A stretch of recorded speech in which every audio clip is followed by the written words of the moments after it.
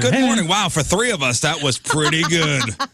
That was pretty good, guys. Not bad. Not bad for a Monday and just the three of us. Bare bones on a Monday. Goodness. Moon's here. Lern's here. Rafe will be back hopefully Wednesday. King Scott will be here tomorrow.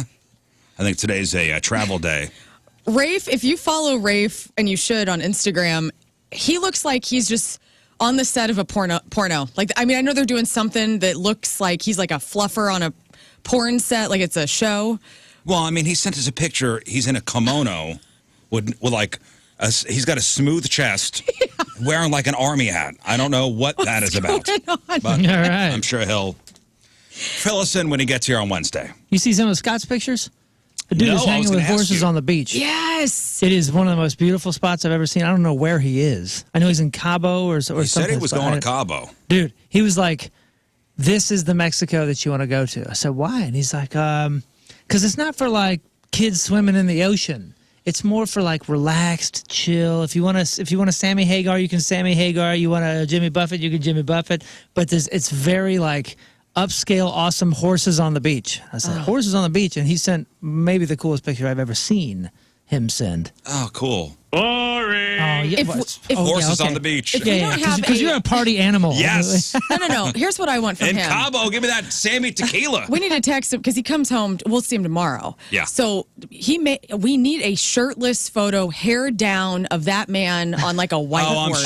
Oh, yeah. That's what we need. Slow-mo video going With through the hair. water, the shallow water. Yeah. Running a palomino across so sweet. Across the beach. White sand beaches. Gorgeous. Yeah, long, luscious red locks. Like cut off khakis. Flowing in the, yeah. Yeah, I'm thinking jorts. Yes. Like cut off jeans, like really short. Mm-hmm. Just one with the land. Gorgeous. Gorgeous indeed. I like it. With the sun, with the sun setting in the background. Yeah, right. Yeah. All right. Cabo's on the, is that on the Pacific side? See, that's something I don't know. I don't know. Gulf or is side? that a Gulf side thing? No, I've never been. Neither have I.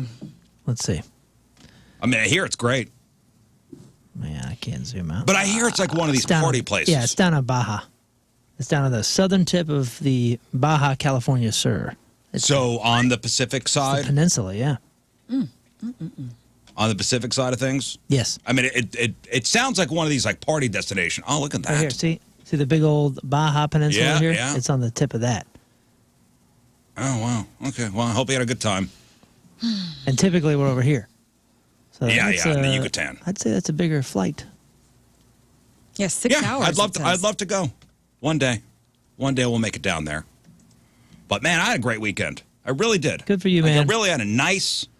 I like it when you have good weekends. We have better Mondays when you have good weekends. I had a great weekend. So it started Friday.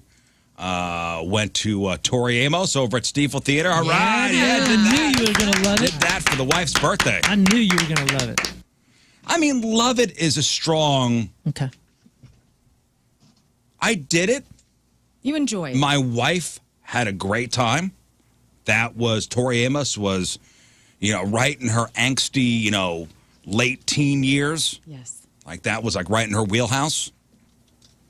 And it was looked pretty damn full over at Stiefel. I don't know if it was sold out, but it was damn near sold out if it wasn't. I got to admit, man, Tori Amos is one of those artists, one of those people that's been, like, I've known of her for, I'm going to go ahead and say maybe the majority of my life. Right. Right? So half my life. Mid-90s. Mid-90s, yeah. Right. So I have known of her existence. I know what she looks like. I could pick her out in the mall. Like, yeah, you know what I'm saying? Redheaded woman. And yet, I don't think I've heard a note of the music. I don't know what. I don't even know where to start. Right there with you, I don't sister. know what she sounds like. I know she plays piano or two or three. I knew one song. Hit me up. Look up a little Cornflake Girl. That was Encore. What does that mean, Cornflake Girl? Doesn't matter. That's a pretty good song. I want to know. I'm trying to grasp. I know she did a good cover of "Smells Like Teen Spirit" back in the day for some compilation record. But what is it like? What is she doing? Is she doing what's that? What's the one gal? The song's about female genitalia mutilation in Africa. Oh, of course it is. Everybody knows that. Duh. This guy. Holy crow. This guy. I couldn't read that in the title. Is it really about female That's what I'm looking genital at. Wikipedia. mutilation in Africa? The inspiration for Cornflake Girl came from a conversation Tori Amos was having with a longtime friend about female genitalia mutilation in Africa, specifically how a close female family member would betray the victim by performing the procedure. Well, then. Holy cow. What's the one gal, I done a bad thing, or whatever? That's Fiona Apple. That's Fiona Apple. Yeah, right. Is it that vibe? I'm asking. Yeah. Kind of. Like soothing anger. Back in the day, like late 90s, Fiona Apple, I think, was, correct me if I'm wrong, I don't know, almost like the younger version of Tori Amos. I'd say that, yeah. Okay, so in that vein, so it's not a... Yeah. Darker? I don't think Fiona any of these... Apple is What darker. he just said, Fiona Apple is darker? Yeah. Well, it was like evolved. Like, I feel like we wouldn't have Fiona Apple and her darkness had it not been for Tori Amos and her darkness. She just came before. And I think she kind of paved the way a little bit for that angry chick rock. Because I remember she had that, like very 90s, like eye makeup kind of makes your eyes smaller and whatever. And like, she kind of reminded me of what was that PJ Harvey song? Remember when she's like underwater or something? Yeah. Down by the water? Yes. Yeah, whatever it is with one fish, too. Yeah, that's Down by the Water, yeah. It was like, and I thought that gal was awesome. But I was like, you could see there was some like rock and roll in her or whatever. Oh, yeah, this was great. And she had a sure. great band. Like, she had played with a three-piece. So it was her, it was a drummer and a bassist. Okay. It was great. It was good. I was thoroughly entertained. Good. I got the song up. Great people watching. I just Because imagine people were into 59 years old. What? Yeah, crushed it. Holy smokes. So you stayed downtown all weekend. Oh, yeah, we did. So Friday Oh, yeah, night. I'm going to tell you. Well, I'll take you through my Friday. Do it. Got home. First of all, I have this vision of you with your arms up in the air doing this, like the body sway. Never was a cornflake girl. Did you sing? Did you sing Cornflake Girl? Because you knew it. That was like the only time you sang. I may have gotten into it. I have this beautiful vision of I him may have going, gotten- okay, I know this one. I may have gotten into it. I had a couple 2, 3, 4, 5, 6 drinks in me. I'd imagine that you pre-partied to Oh, prep yeah, sure did. for the endeavor. Sure did. That's a 2-3 hour show? Well, we went for the opener. Who's the which opener? was, I have no idea, some folk thing. I don't know. They were okay, too. Okay. Were they related and they banged drums slowly and went, Yeah, they were. Hey, it was a husband and wife thing. It was a husband and wife thing. Okay. All right. I don't know who they It was are. Bev What and they were? Bev and Bob? No. How excited would you have been? If it was Bev and Bob? If they came out. I know Yes. them. It's Rizz. Yeah, I'm in row V. I'm in row V. It was funny when we went to Stiefel. My wife turns to me, looked around. She goes, I bet you not one of your listeners is here. This is not your crowd. And wrong. Really? Oh, yeah. Who was there? we're huge Tori Amos fans. Multiple listeners Oh, were they? said hi. Oh, my goodness. So I showed her. Yeah. See, honey? That's cool. I was so pissed at her. We slept in separate rooms. You did? So, yeah, Friday got home. Took a nap. Took a good nap. Prep. Took a good. We were staying downtown. We were staying at the Union Station Hotel. Nice place. You ever stay down there? No. Updated, though, right? They just renovated it. Yeah. Wait, what are you talking about? The Union We Station stayed at the one? Union Station Oh, Hotel. yeah, it's wonderful. Never been in the, like, hotel rooms. Been in, obviously, like, the main, like, bar. Oh, there, yeah. Which is so cool. Yeah, well, I'll get to that in a second. Oh. So, okay, so we're going to make an evening out of it. So left Wildwood around 5 o'clock. I knew she wasn't going on till like 8:30. I'm like, I don't want to get there early. Like, I don't want to rush. Like, let's go get something to eat. I don't want to do a sit down, like fancy kind of dinner thing. Let's go someplace quick. So we went to a place called Mayo Ketchup. You've been talking to me about this. Mayo ketchup. Yeah, it's called Mayo Ketchup. Dude, that's what you were talking about on Friday with Lern. Yeah. I thought you actually meant mayo and ketchup. Fancy sauce. Yeah. No. This The name whole of the time you were place. talking about a place. Yeah, it's a place called. Woo! It's like Latin food. Okay. Because you on Friday you go, hey, Lern, you ever had mayo ketchup? And you go, yeah, I'm not sure. I don't Not think like so. mayo and the I was place is like, called Mayo Ketchup. It's This excellent. is a hell of a Excellent. conversation. And it's a casual. You order at the bar there, and you go sit, and it's not too. It's not going to take you 3 hours to eat. Okay.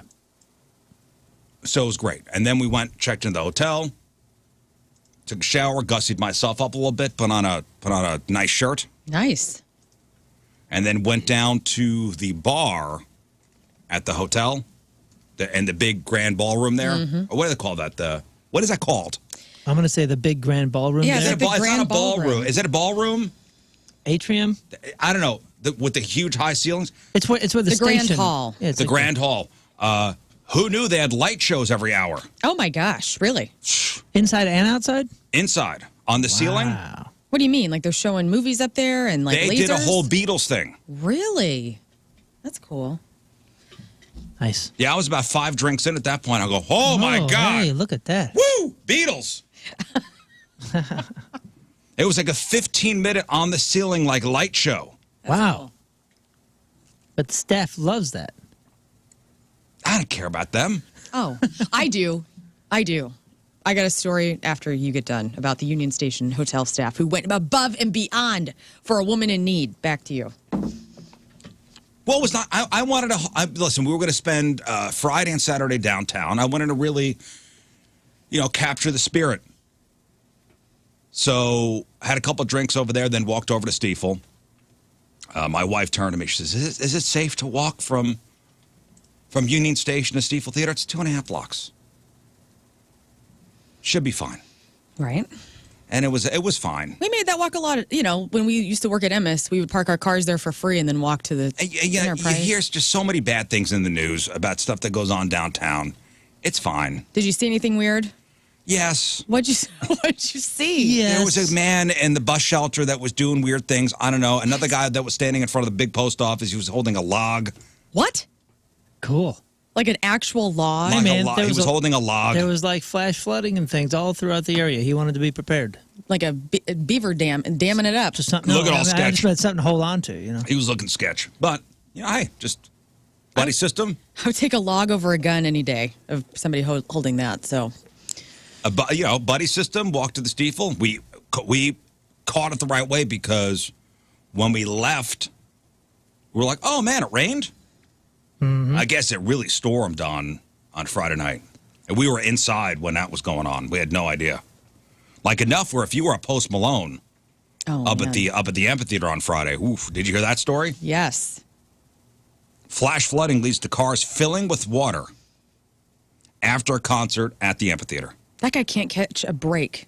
in Yeah, St. poor Louis. Post Malone can't play a full show here in St. Louis. That first time, last year, he fell into the Yeah, stage, always something catching him up. He broke like 7 ribs. fell into the hole. I think he tried to. Did he try to continue and then he couldn't? Because he really busted himself Yeah, up. he really hurt himself. I think he finished this show, didn't he? Because that was like the story. Like he got back up and actually, I think he did actually get through that show, but still got hurt. So this was at the amphitheater on Friday. KMOV, it says, severe weather rolled through the metro. Heavy rain caused the Post Malone concert at the Halloween Casino Amphitheater to be cut short. One concert goer says as the rain picked up, there was an announcement the concert had to end early because of the weather. It started raining sideways. Rain was slapping me in the face. The early departure led to people rushing to their cars, only to find water filling the parking lots. Holy cow! This person said this was like the great value version of Woodstock. They said they waded through water up to their knees. Jackets, bottles, all these things floating in the water. You could probably swim if you really needed to. This particular person that was interviewed had to go back to the amphitheater on Saturday to get their car towed.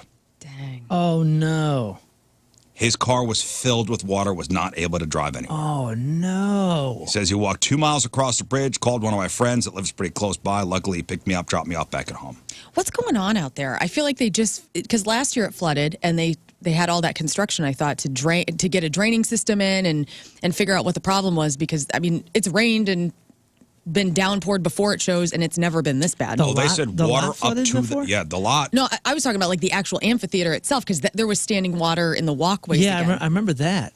And that happened again too. But the drainage looked pretty all right because I saw video of that. Because that water comes off the lawn, and gravity, takes it down into the bowl. Right. It looked like it was all right from the video I saw. It's a parking lot. They said It was the water was up parking to lot this time? water was up to Crazy. the doors. What the heck? Well, people ain't going to be keying cars when it's... Nope. You got to have rain boots on. No, but that must have been an adventure. Yeah, that sucks. But yeah, we missed. Yeah, but that's a fluke thing. I mean, that's freaky. That's Dude, it's freaky. been. Listen, it's been raining a lot these past. That's the first time weeks. I've heard about anybody's having water up to their doors in that lot. Like as of this morning, it was Ameren's reporting 11,000 customers still without power, and this is from storms rolling through Sunday afternoon. Yesterday afternoon. Yeah, and I didn't even realize it stormed. I was rehearsing for some shows coming up in my basement, just kind of jamming, not even loud. And then the dog was with me. I was like, what the hell is she doing down here? She doesn't like the music a lot, you know, and didn't think about it. And then I had to go somewhere downtown, and I was driving, and there was no rain, so I just missed it. But there were tree parts, and I mean, it must have been a disaster. I actually had to call my wife and say, did a tornado just go through the valley right here? Because it is destroyed. That was a gnarly rainstorm. Yeah, I was driving too. It was pretty gnarly. You were driving in the storm? Yesterday afternoon, yeah. Around 3 o'clock. Yeah, I missed it. Around 3 o'clock. I had to go downtown, and then... it did damage. Yeah, it was... again, 11,000 customers without power in the area as of this morning because of yesterday's storms. But yeah, Friday night we missed it, and then walked back to the hotel. Had a good night's sleep. Good. Got up on Saturday morning, was going to meet some friends over at the Foundry, which is the food hall. Mm-hmm. Have you been? Not yet. Heard great things. I loved it. That was my first real time there, actually hanging out and eating. Mm-hmm. Loved it. Did 2 laps around. What'd you decide on? Man, there were so many stalls there. It is hard to decide. Mm-hmm. It's, you know what? Actually, I'm going to say it's easier to decide than you think. You start going, oh, what do I want? What do I want? And then you go, oh, you know what? Who has the shortest line? Because some of these lines are ridiculous. You know, we were there early enough on Saturday. We were there around 11 where there were no lines. I've only seen it there when it was packed, and that actually kind of took away from it. No, perfect. We hit it perfect. No lines. Oh, no lines. Then that's a different experience altogether. Had a great experience. And not that the place wasn't great, but we went. Remember, we took shelter there during that gnarly storm that held off that St. Louis City SC game for so long against Cincinnati. So we were down there with everybody else taking shelter. It was packed, and our experience was meh. Yeah, I think the place was cool. I think our food experiences were so I'm going to go ahead and say 4 out of 5 stars. That's great. 4 out of 5 stars. That's good. 4 out of 5 stars. You'll give it another shot? Oh, 100%. I think there's potential for 5 out of 5 stars. I think there is potential for 5 out of 5 stars. For us, it was just a little too much people for the hype. I'm going 5 out of 5. That was my experience. 5 out of 5. Just on the food. I checked out the winery place though. That place looks spectacular. The stage right there. We didn't go into City Winery. We didn't go in there. Super cool. The stage in the main Foundry part was super cool. It was nice. It was a nice volume. You know, you could hear it wherever. But if you wanted to be in front of it, you could be in front of it. Like the scene was great. We just were a little bummed out about the food and about the lines. So we did. Man, there's so many. Yeah, there's so many different food stalls over there. All different types of food. If you want a burger, you want pizza, you want tacos, you want even like the healthy stuff. Like my wife wasted her time with. Well, they got a couple cool fusion places. I only going where she goes, like, because I know I can't count on you because you're like getting some sort of shredded pork on everything. But your wife, I can. Handle. Where did she go? She went to I don't know. She got some kind of acai bowl. I go. Oh, there's sweet. all this food here, and this is what you're getting. Yeah. I go berries. out and grab you a handful of dirt, put it in the thing. Oh no, that's not what that is. And put some tree branches on top of it for you. They got some weird fusion things down there too, like Australian Korean tacos. Yes. Yeah, we had some friends get it's like Korean Mexican taco. That was great. There's a lot of weird fusion things. I went to there's an Argentinian place. I got some empanadas. I got a poke bowl. Nice. I will be going back. Yeah, we will too. And well, we were downtown because we had tickets to the soccer game that night, so we had some time to kill.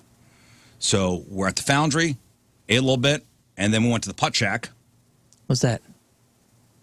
It Golf? is like Top Golf except putting. Oh, that is what I need. It was, again, 5 out of 5 experience. So 5 out of 5. You have like a table and a bar, and you just putt the whole time instead of you make an appointment. You make an appointment. We had an appointment for 1:50 for a party of 4. We were there a little early. They have a great bar in the middle. We had I had a couple, 2, 3 spicy margaritas. Ooh. Okay. Yeah. All right. Because I had a buddy go, hey, man, spicy margaritas are good here. All right, fine. Had a couple of those. And then when 1:50 came, our name was called. We went over to we did 9 holes. Wait, what? Oh, so there's actually 9 holes there? Oh, there's quite a few, like different areas you would go to. Oh my! So it's a mini golf restaurant. Yeah, but it's like upper end mini golf. So instead of like elephants and windmills, it's Eiffel Towers. Your ball is Right. chipped, like your ball is chipped, so it knows things. It knows things. Doesn't let you. It shocks you if you try to mulligan. You can't cheat. Dang it! You can't cheat. Dude, it's cool. It's cool. Interesting. So we did the Putt Shack thing. Sounds fun. Highly recommend. And then we went to the Armory across the highway. The biggest bar in St. Louis. Is that what they consider it? One of the. I mean, it's a huge room. It's just a huge bar room, right? Is it? So Dude. It's like the Foundry meets like a beer hall. Yeah. There's not really. There's some food in the Okay. Armory. Okay. What they need to do is they need to connect the two, Connect what? the Foundry and the Armory, because it's literally right I across thought the they were highway. enemies. Are they not competitors? Enemies of some sort? They need to work together then. Could they put like a walkway across 40? It seems like they could. All right. There needs to be Really? a walkway That'd be between cool. the two. So make one like all the food stalls and make one like all the eat and listen to music. So the Armory is, yeah, that was the only inconvenient thing was you had to go get back in your car and go. It's a 5-minute drive to the Armory, and it was $5 to get in, and then you walk in this place, and it is tremendous. Yes. I mean, it is grand, and there's all these like bags, all these adult party games. Were the fans of the soccer teams in there with their flags when you were there? There were definitely soccer fans in there because they had their. I didn't see any flags. Because my buddy who's with the SLC Punks, I saw he posted that they had their huge flags and they were waving the flags inside the Armory. I can imagine a little closer to game time it would have been that Okay. way. STL punks? SLC Punks, yeah. St. Louis City Punks. Oh, okay. I thought you were talking about the Salt Lake City or whatever it was. Well, the movie, they SLC made their Punks, names. yeah, remember that movie? Yeah. That's Matthew why- Matthew Lillard. Lillard, yeah. That's their little irony with it. So Oh, that's cool. So Yeah. there's a couple of different bars in there, and there's all these flip cup games and beer pong and all these adult kind of arcadey type things, and it's a real chill place, a giant stage. yeah. That's Like what I I heard. could picture like a really cool concert happening there. Yeah, our buddies have played it a few times. Said it was great. Another 5 out of 5 experience. Wow. Awesome. 5 out of 5. Mr. St. Louis, look at you. I was Mr. St. Louis Yeah, on you Friday were, and Saturday. You were Mr. Adult Games. Putt, cornhole. You're doing all of it. You're man. doing the STL staycation the right way, is what you did this we weekend. did it the right way. Hey, Mike on the chat says there's a walkway in the works between Armory and Foundry. And that is, We are supportive I don't of know it. if that that's, is I'm all about it. That's not confirmed. It's Mike's rumor. I'm all about that. That was the only complaint. Like, oh man, I wish we could walk from the Foundry. And by the way, our Foundry, which is the big food hall, By the way, you could. I walked from the Foundry to the game. Dang. It's just I mean, yeah, Rizz, you- I Rizz mean, don't you walk. could, you could. Rizz don't You could. walk.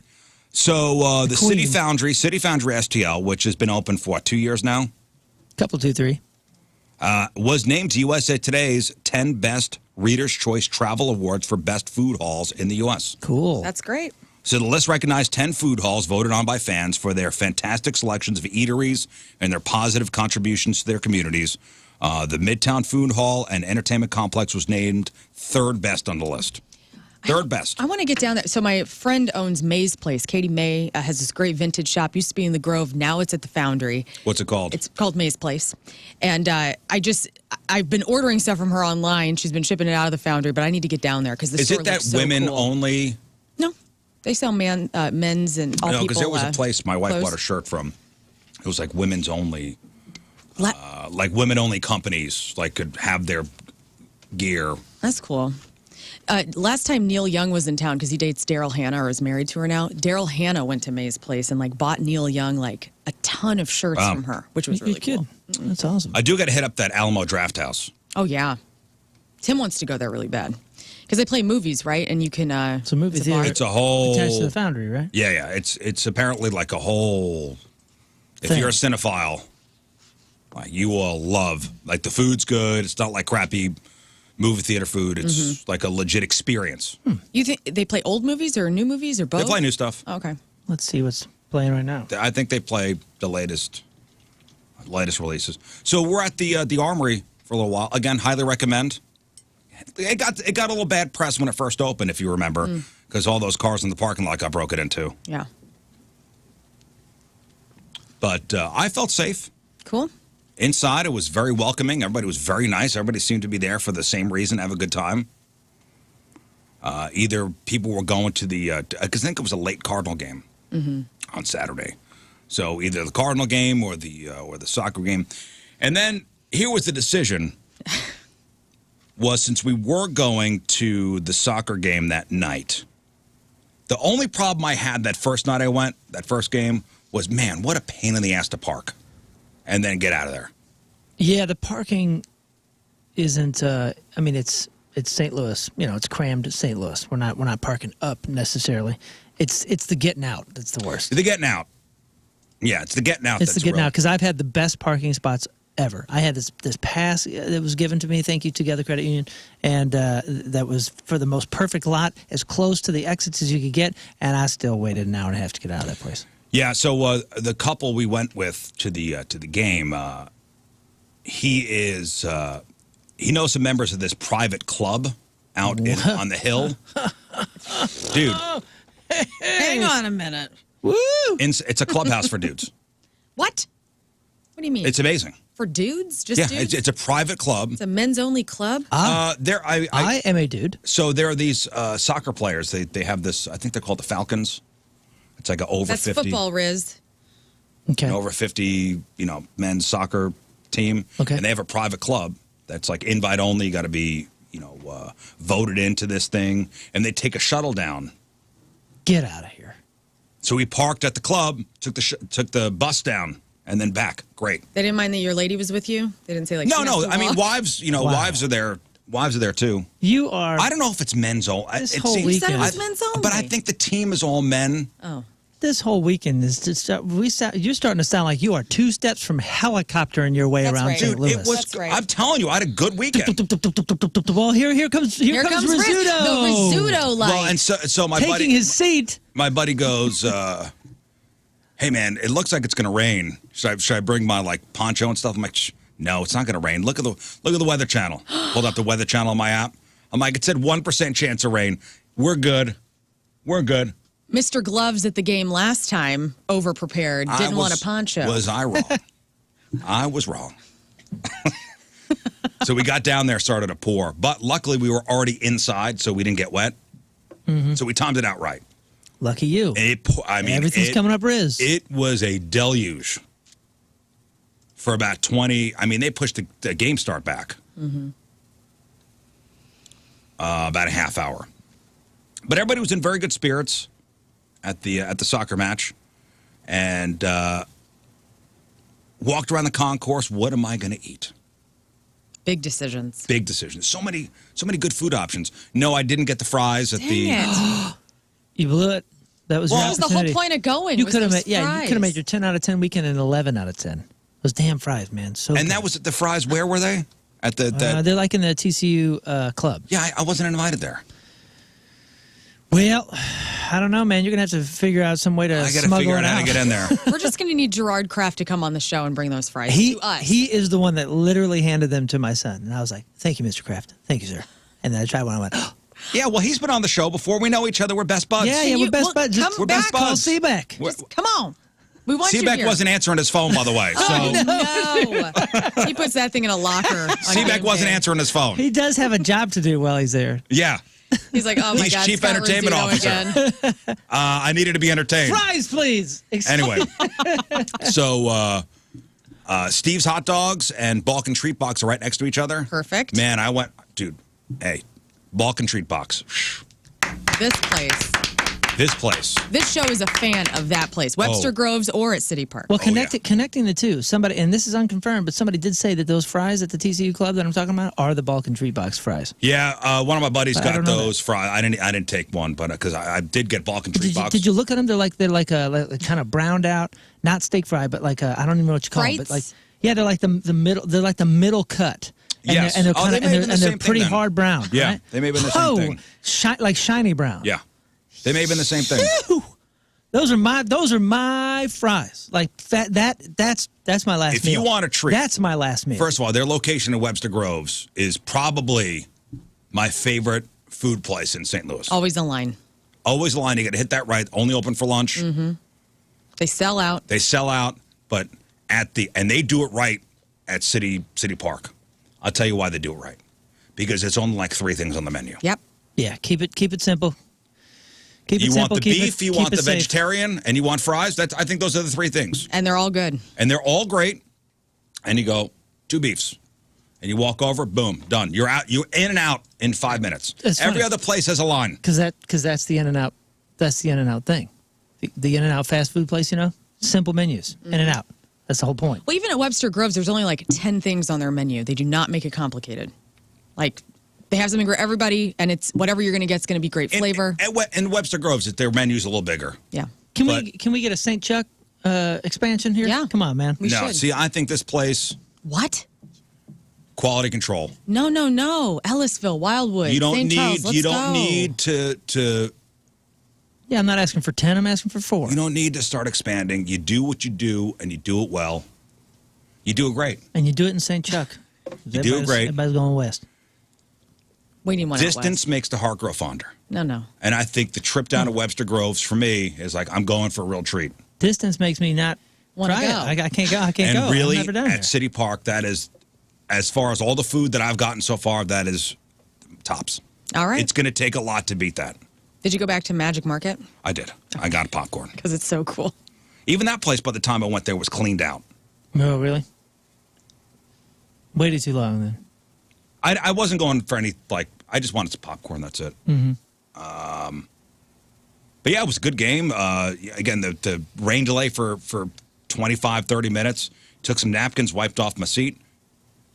A lot of Rizz Show listeners in my section 143 over there. I saw a photo with you and some dudes. That whole stadium loves our show. Oh, it's great. Everywhere you go, people are just... and again, did you notice? And I'm not saying that other sporting events aren't all happy, but I'm telling you, there's something about the soccer crowd. I've been saying this for decades, and especially the St. Louis soccer crowd. Everybody is just so happy, so welcoming, so happy you're there. Well, especially since they were kicking ass. It was like kicking ass certainly an ass helps. whooping. Kicking ass certainly helps. It was an ass whooping. Top of the West. The flags are going in the supporter section. Everybody was in a jovial mood. I did. So I stood the whole game, but there was a point where I sat on the top of the seat, and everybody started yelling at me. Good. Yeah. Rizz, stand up! Stand up, Right. Rizz! Get That's up! because And you I go, made a big okay. deal about it. Stand up, Rizz! How'd you eat the food? You were worried about that. Were you I ate the food during the rain delay, so I was up. I kind of found like a little ledge? ledge. Oh. All right, good. Thought you were going to say you helicoptered to some table on the roof. Yeah. And he No, was it was fine. raining. It was raining. No, there was no rooftop and access. after Alfred took the napkin and wiped away the ketchup I'm sorry. from the corners of my I'm mouth, sorry, I had a good time. I was... He's Mr. St. Louis. I just dropped somehow back into weaseled my my seat. way into all these different places. That's it. It's pretty incredible. I need the handbook. We need the handbook. The Rizzuto Weasel Handbook. You need to know what room you stayed at Union Station. Even what I tell you what, section. I got a couple of those the special drinks they have there. What, City Reds? It was like vodka, Was it a and cranberry, and Cosmopolitan? I don't know. It was fun. I am sober, remember? Yeah. It seems to be a you problem, not a me problem. No. But even the cups they have there, like cold, damn, like it keeps the beverage You cold. talking about the aluminum? Yeah. Oh, yeah. We have those at home. Those are recyclable as well. That's nice. I threw those out. Well, You would. wait a minute. So that's like a Cosmo. You said vodka was the main. It was vodka spirit? and I didn't want to hold up the line. There was a huge line. I'm like, just give me a couple of those, whatever Whatever that special is. drinks you got Whatever there. that is. It was good, man. Right to Please. the dome. Dang. Took the bus back to the club. No problem. Home. Nice. Love that. What a for you. weekend. I'm I had happy. a really What a nice, weekend. I thought of you. had a really nice Friday and Saturday. I was like, I hope he's having a good time, you know? Because I knew it was like Tori Amos and like maybe there'd be city things that You know are what it was? I had a aggravating good attitude. you. Look at that. It really is See what amazing how happens? far one of those will go. I really had a good attitude Better late than never. and really kept a good buzz going. That's right. Like not too much. Like I wasn't like over the top. You didn't get hammered? No, Good. no. Just really kept a nice little hum going. Especially on Saturday. Yeah. Like Saturday just was great. Just right, I was right in the pocket. You know what? Speaking about right in the pocket, we went out to the Sky Music Lounge on Saturday night. Saw a band called No Alternative, and I told Tim, I go, I want 1 shot of tequila and I want 2 Bud Light Limes, and that was the perfect amount for me. Sky Music Lounge is the place where I bought a round of shots for everybody in the bar. I can see Yeah. why. That's the name of the place. It's a great Sky spot. Music Lounge. That's it. My buddy's 40th. I'm gonna have my 40th there. I think. And you know what? What? I'm going. Yes, you are going. That sounds like a 40th type of place. Because they have like I know we didn't walk around too much because we got there right as that band was starting, but they had like a private party room, it looked like, and those people were having a great time and they kind of came out. But it is like the perfect size. Like I got to get my band booked there because it's like the perfect size for my band. I don't need a big old room. You know what it was? When I went there, there was a band playing. Was it? I think the band was called Paint the Earth. Does that sound That's familiar? local. Yeah. Sounds familiar. This is like early 2000s? Or 2007? No, this was like 4 09? years ago. Oh. They're from St. Louis. They used to play Old Rock House when I used to work there. Oh, okay. I don't This was remember like what 4 they or 5 played, years though. ago. Yeah. Maybe 6 years ago. Okay. Maybe 7. I don't know. Who knows? It was not too long ago. Time is slipping. But I was into the band. Again, it was a 40th birthday party. We had a party bus. You had a credit card. I had a credit card, and I went round of drinks for everybody. And your wife is looking at you going, No!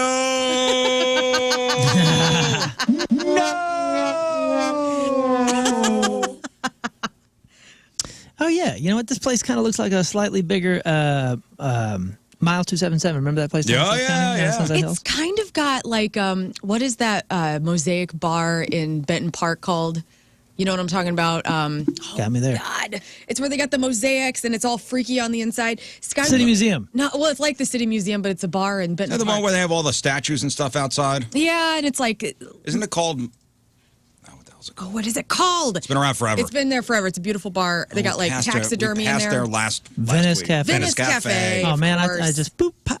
And so the Sky Music Lounge has kind of that vibe. Like it would fit in Soulard or Benton Park, but it's in Ballwin, which is crazy. Yeah. I do have some Ballwin news, by the way. Ballwin News. Ballwin in the news. Ballwin News. What about Ballwin? Coming at you. And this is from a new report, FBI data, Census Bureau. If this is like bodies buried in Ballwin, I'm going to be very upset. As a matter of fact, Ballwin was named one of the top 50 safest cities in America. Let's go. There were 2 area cities in the top 50 safest cities in America. I mean, hey, congratulations, Ballwin. Yeah, That's congratulations. good on Ballwin. you. Ballwin, the 41st safest city in America. I feel like Baldwin's kind of one of those spots that's if you know the county of if you know that part of the county, you know where Baldwin is. You talk to anybody else living in St. Louis, they go, "Oh yeah, Baldwin." Ballwin. And then if you say, "Hit it on a map," they go, That's is that De Pere? I don't know. Is that by Arnold? Is that Maplewood? Is that by Florissant? You know what I'm saying? Yeah. Like it's kind of like a Yeah, Baldwin. Yeah. All right, get pointed to it. Give me. Here's a map. it's Go like ahead, point to it. Atlantis. Yeah, I've heard of Right. Atlantis. Oh, Maybe where that's is why it? it's so safe. Nobody knows where it is. So I lived in Valley Park, and now I live in Ellisville, and Baldwin's right in the middle of both those places. And so, yeah, I mean, I walk around and get into Baldwin and feel good. You know, it's right there on Manchester, right there, Yeah, there's Manchester some and Clarkson. nice places there. Yeah, they're all like, Lern, stop. Stop. Don't tell them exactly where it is. Right. Very safe. Very safe. I'm the worst apparently. thing walking around, all right? Baldwin, Missouri was ranked the 41st safest city with a 6.1 out of 1,000 crime rate and a 1 in 162 chance of being a victim. I guess that's good. Okay. Did you say 1 in 62? 1 in 162. Huh. I still don't like that. I don't like that either, but apparently that's good. Apparently that's good. Oh, wait a second. That's like a Little League baseball game, 162. Somebody's getting victimized? I guess if any... Okay, crime is murder, arson, armed robbery, aggravated assault, burglary, larceny, theft. So that's a pretty wide swath of crime. Like even somebody breaking into your car is, that's would be on this, on this list. Anyway, that's good. Can anybody name the other area? O'Fallon. No. It is an Illinois. It is an Illinois town. Oh, really? That is actually the 33rd safest city Collinsville. Millstadt. Oh, Millstadt's awesome. Millstadt is awesome. It is pretty cool. Edwardsville. Edwardsville. I see it. Edwardsville, Illinois, was ranked the 33rd safest city in America. I love Edwardsville. Like I was looking when we were looking for homes, we didn't know if we were going to stay in Missouri or go back to Illinois. And Edwardsville had so many kick-ass houses. Really? Sale. Yep. Edwardsville. So congratulations, Edwardsville. Congratulations, Ballwin. That's good stuff. That is good stuff. Look at you, man. You were about to stay in the 1 or number 2 safest places in the area. Look at that. We know how to pick them. You sure do. Yeah, it's Sky Lounge. What Sky Music Lounge. Sky Music Lounge. That's cool. That's a cool joint. I'm hitting them up later. I want to do something. I want to have like a party or. Well, when's your 40th? 2025 March. Okay, oh yeah, you better. We got tons of time. Yeah, book it now. I was gonna say you better book that now. You know what? If you book it now, maybe you get an early bird rate. Yeah. I want to buy the bar. I want to hire a band. I want to get everybody's going to dress 70s. I want to have like a disco.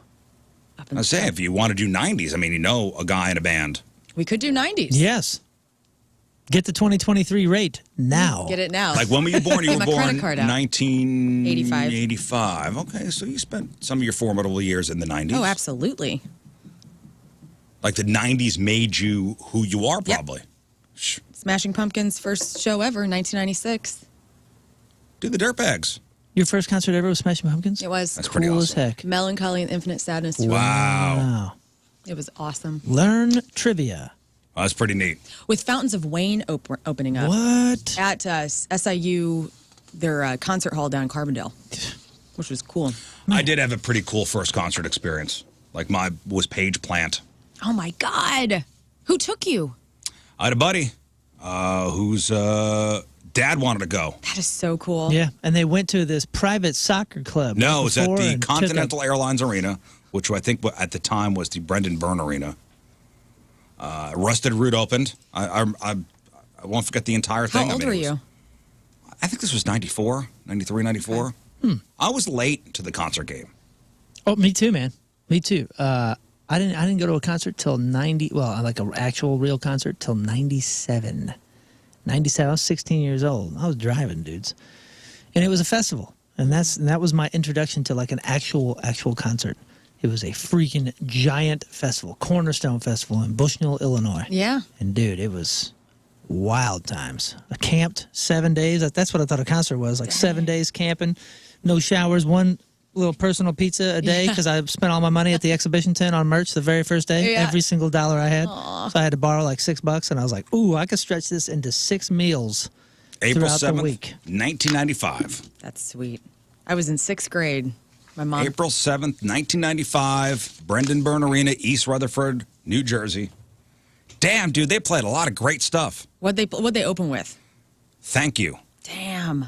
Bring It On Home, Ramble On, Dancing Days. They played No Quarter. That is Gallows kick-ass. Pole. Hey, what could I do? Song remains the same.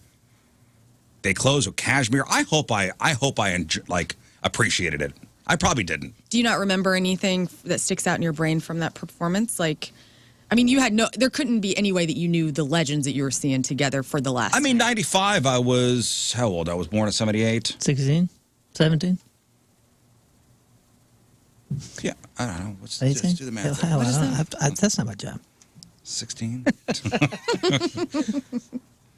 Are we really writing this down? What is this? What'd you say, 95? 95. It's 17, man. You're 13 or so. What? 13? What is it? You're born in 95. 78? I was born at 78. It was 95. That's 17, I'm man. trying to figure this out. It's 17. Yeah, it's 17. Okay, so I was 16 because it was April. So I was 16. Okay.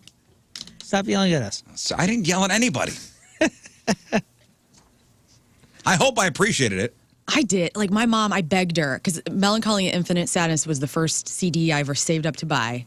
And then my mom was like, hey, Smashing Pumpkins are coming to Carbondale. Would you like to go? And I was like, oh my God. And so she took my girlfriend and I, and Billy Corgan had the Zero shirt on. I remember my mom took me to the merch booth afterwards and bought me the Zero shirt. And I'm so mad at myself because I would have loved to have still had that shirt. You can get it. I know. He's still selling it. Yeah, well, my son bought one when I bought it for him. I had the long sleeve one. That's what I had. had. OG long sleeve. Yeah, they set it down. It had like a star on the When shoulder. I brought him to the pumpkin show at heck? Enterprise, he goes, "Man, I love that shirt." And I got to go. Damn right you can. Yes. Oh, Billy Corgan wore it in here. I was gonna say, yeah, he's still Billy selling Corgan, when he was in here, wore the Zero shirt. Yeah. Hi. I hope he comes back through. He's one of those artists that I would love to just meet, to have like a full circle moment. He was awesome. Yeah. I know.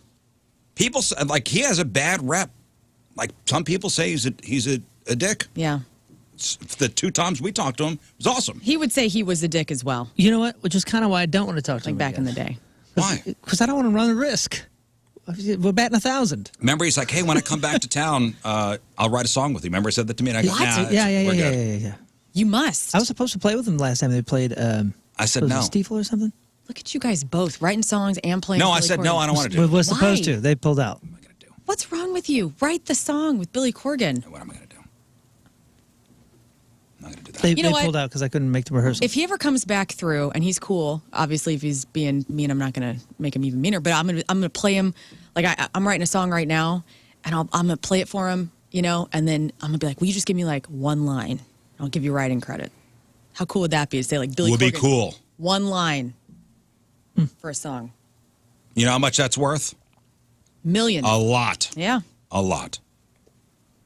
I do. Hey, before we hit the break, and Moon, I hope you had a good weekend too. Oh, man, I was waiting. I was going to do traffic with her and say, Lern and I had great weekends, too. I asked Lern about hers. I'm asking you about yours. Did you have a good weekend? It was fine, man. We ain't got time. Did you go to any place fun? Yeah, I had a great time. What'd you do? You know what? What'd you okay. do? The Team Rizz member of the day. No. I want to bring up something before the Team Rizz member. Well, of the go day. ahead. Let's hear it. No, I want to talk about something that makes me angry. Oh God. Okay. Get this out, man. No. I want to talk about something that makes me angry. I'm interested. What is that? Tardiness makes me angry. Oh, well, don't look at me and start talking about being No, you're late. pretty on time. What you mean pretty on time? No, dude, who are you trying to make angry? You or me? You're pretty on time. No, What do you mean pretty on that's a time? compliment. I'm hardly late. Ever. When have I been late? You name it. I can't think of something specific. Well, then don't look at me I said you're pretty on time. and That's use good. that word. That's good. You're Always an on time. I'm You're an always early. on-time person. Lern and I were both 15 minutes early on Saturday at our fun Prestige Pools and Spas. I'm a too early person. Like, I get to places way too early. Like, way too early. I'm so... You used to have a you can't be too early. So now you're saying Now is it too early? Yeah, there is a too early.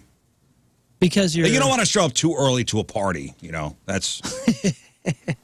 I'm here. The people that show up too early to a party are the ones who want to leave early.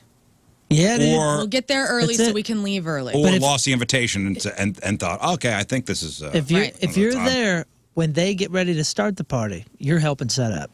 I have been Yeah. so early to certain parties that I've helped set up, and that was not the There plan. is somebody we used to work with to my 40th birthday, showed up like an hour and a half early. Oh, wow. Because he didn't know the time. Oh, And we weren't ready. And now there's this dude hanging out in the hanging house out. Well, that's when you say, that I didn't know get to very work. well. Like, I knew him good enough to invite to my 40th. wait a second. Did I do that one time when I came up with your house so early that the party hasn't started? Like, I You mean, may have done that, but I wouldn't bat an eye with you doing it because I know you well. Yeah, I think maybe for that Pacquiao thing, I think I was. Maybe I think I that's was fine really because, early. like, hey, I know you help. This dude is like, okay, I don't really you're a work acquaintance. I know you enough, and I like you enough. Where Yeah, we did that. We threw a pool party. My wife was throwing a pool party for a lot of people that she works with, and some gal showed up like an hour early, and it was like it's awkward. Like, You can my hang wife's out not here. dressed yet. yeah, I'm more. She's up doing her thing. You can hang out here. I'm working. I'm getting ready for like a rehearsal or something like that. So it was like here you go. Yeah, like, Here's a chair on the That's patio. awkward. Like, what are you gonna? Yeah, and he's sitting there by himself. Like, you want a drink? Worked out though. If you ever invite me over to your house for a party, I'm not showing up early at all. Like You I could need- show up early. So you could show up early because I know you. No, Nah, I fashionably don't. late. No, I want to be like right in the pocket. I want to be like where it's appropriate for me to be there. You know, because now I know, I'm like, oh, I don't want to be early, but I don't want to be late. Yeah, but you're not trying to leave right early. in the pocket. No. You're there for the party until the party's not the party. Right. No, I think when we talked about you coming on the show, I think I told you, like, hey, man, don't be late. That's the one thing. Like, my one pet peeve is just don't be late. The funny thing is, just don't be late. And then you said, well, what time do I need to be there? Like, oh, whenever you think you need to be there. Right. So don't be late for what you think you need to be. And nobody wants to be late for this job. Like, me waking up at 5 o'clock when we go on at 6 is everybody's nightmare. No, like, if you're not here by the time I walk down to the studio, yeah. I'm thinking you're dead. Yeah. Well, and I hope I Like, get a my phone mind call. goes like, And oh, he's angry she's about dead. it. I want an angry phone Well, call. it just throws off the whole thing. Sure. What an angry But it phone also, call. it makes, I mean, those moments are fun on air for everybody else to listen to because Oh, then you're boy. getting It's not fun for me berated. because it's The one- not fun for me. I think how many times I've been late? Like maybe once or twice. Once, dude, the one time my phone did not charge. I think the power went out or something, and when it came back on, the phone just died. Yeah. Because it was like plugged in. I don't know if it drained. I don't know what happened. So there was no alarm. Not only was there no alarm, all of a sudden I wake up and the sun is out, and I'm like, and I jump up. I grab my phone. I don't even remember putting a shirt on, but of course I did. And somehow I got in the car. I am flying, and I turn on the radio, and the intro starts. So it's exactly 6 o'clock. I am freaking out, and my phone is still dead. I've now charged. I've plugged it into the car. But I think by that time I had called every hospital. Yeah. It gives you that. It gives you that. It's so dead. We're not going to turn on for 5 minutes. Right. Thing, you know. And I'm like, oh God. And sure enough, the intro hits, and he's like, Moon is gone. Right. No one knows where Moon Nobody is. knows And where he is. I'm hearing all this. And I'm I assuming can't- you're kidnapped. I can't text. I can't call in. I can't do anything. And I'm just Right. like, I mean, my heart is in my hips. Yeah. I mean, Yeah, it's not a good feeling. You're That's the dead worst. inside. You're panicking. You're hoping not to get pulled over. I'm flying downtown. I'm doing everything in my power to get there. I finally get my phone going, and I call in, and he puts me on air. And I blacked out. I don't remember what happened after that because it was just the worst day of your life. Yeah, the it's not worst good. day But you know of what, your though? life. I'm going to say, actually, you know what people would say? That me expecting people to be on time, You're the a-hole. I'm an ableist a-hole. Oh, Yeah. ableist, huh? Yeah.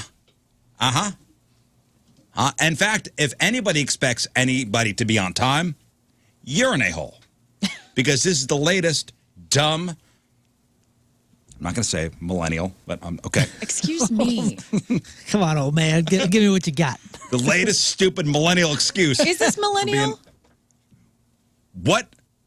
Okay. Is this Gen Z? Whoa. I feel like us millennials millennials like 85 are the to 95 scapegoat or of something. everybody's generational issue, and it's got to stop. Okay, we'll put this on Gen Z. Thank you.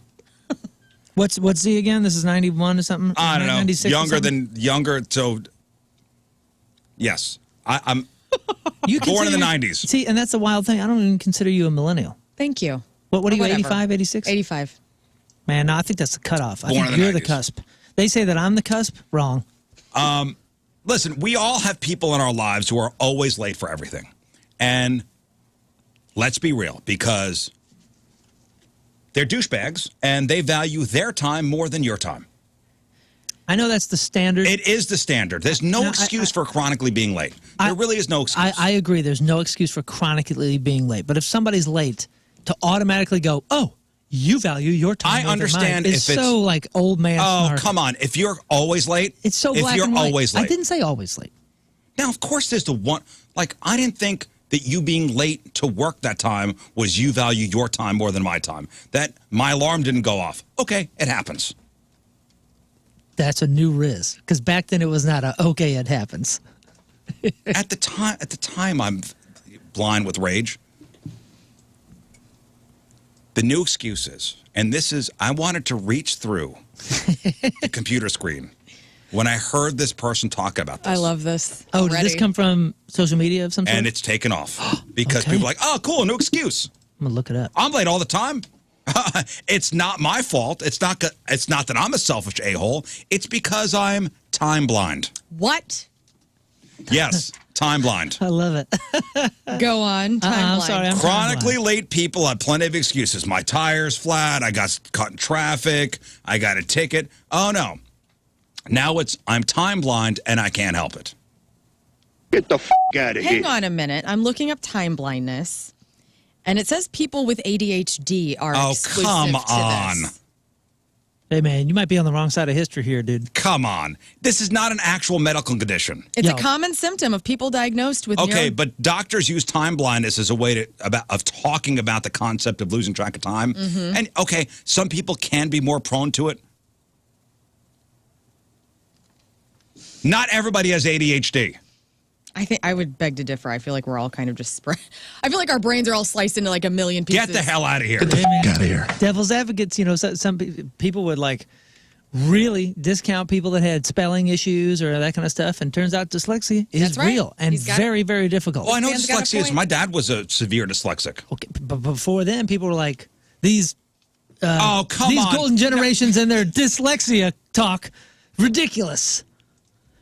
That's like falling behind in school and like that. That is a, you know. Well, this is being you're late. Late. For school. You're late. Time blind. I'm time blind. Get out of here. We all have watches.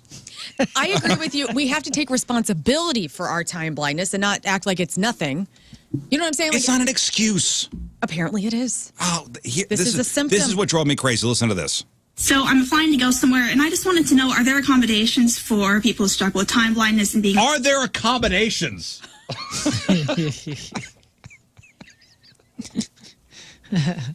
Maybe that's the part of it. I'm like, accommodations? It says this starts at 6. Yeah. Buddy, if this is ADHD... If you know you are... It starts at your 6. We've all agreed that 6 is 6. Listen, I don't see numbers. What? We've all agreed that, like, okay, this is the standard time. If you know you are quote-unquote time blind, which I think is... Get the f out of here, man. Okay, that's horse crap as it is. Wouldn't you adjust? Why do I have to adjust? Because you're not time blind like everybody else. This is wild. I do like she it. Continues. For people who struggle with time blindness and being on time. And then the person I was with interrupted and acted like I was asking something else. And then when we were done, they actually started yelling at me. Listen to the way this woman talks. And then we were done. And we were done. Somewhere, and I just wanted to know, are there accommodations for people who struggle with time blindness and being on time? And then the person I was with interrupted and acted like I was asking something else. And then when we were done, they actually started yelling at me and saying that accommodations for time blindness doesn't exist. And if you struggle with being on time, you'll never be able to get a job. And yeah, I think that a culture where workers are just cut off because they struggle with being on time, yeah, that culture needs to be dismantled. Oh, boy. Well, see, this is what... Hang on. Okay. No.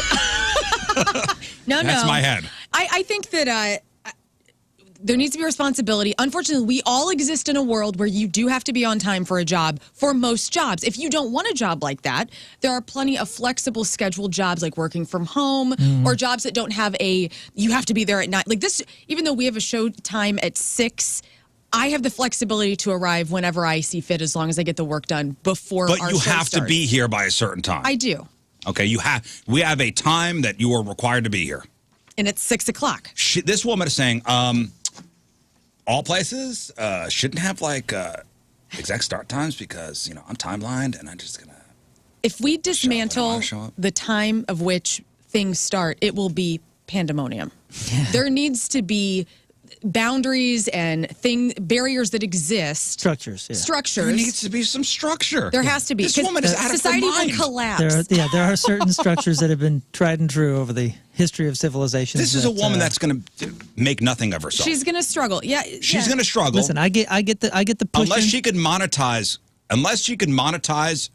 making excuses. And she probably will. She'll probably make these videos. And maybe that's her thing. You know, I don't know. Man. I get the importance.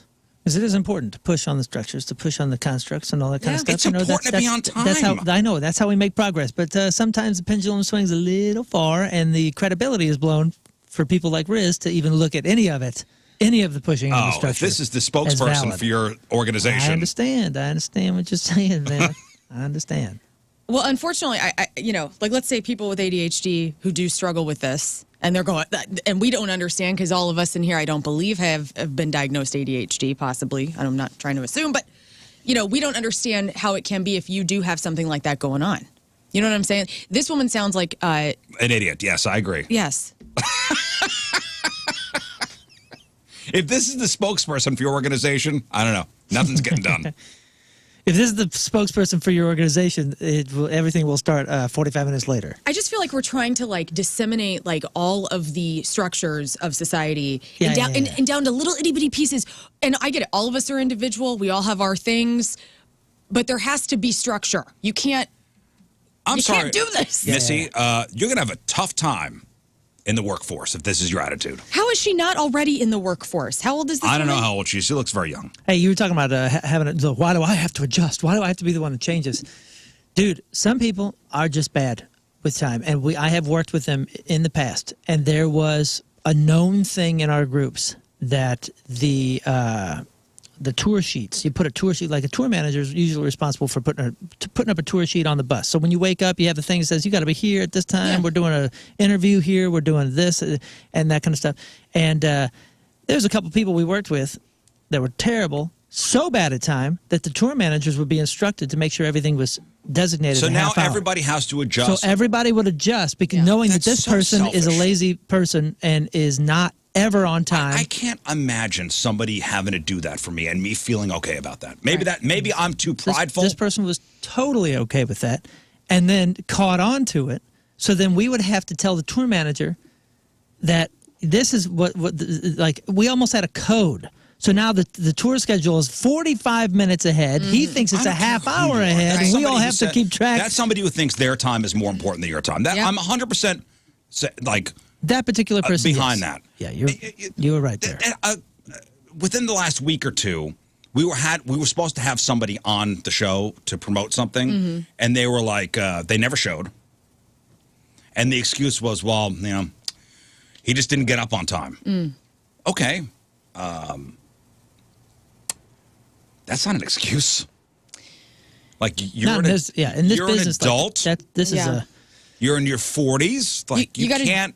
Deal with the consequences of that then. Yes. I don't care if you're a singer. I don't care if you're an artist of any kind. Come on, man. You're an adult. Yeah, if that's how you want to be. You're an a-hole. That's fine. And maybe you do have time blindness, which just means that you have to work harder to operate in the world that you have to operate.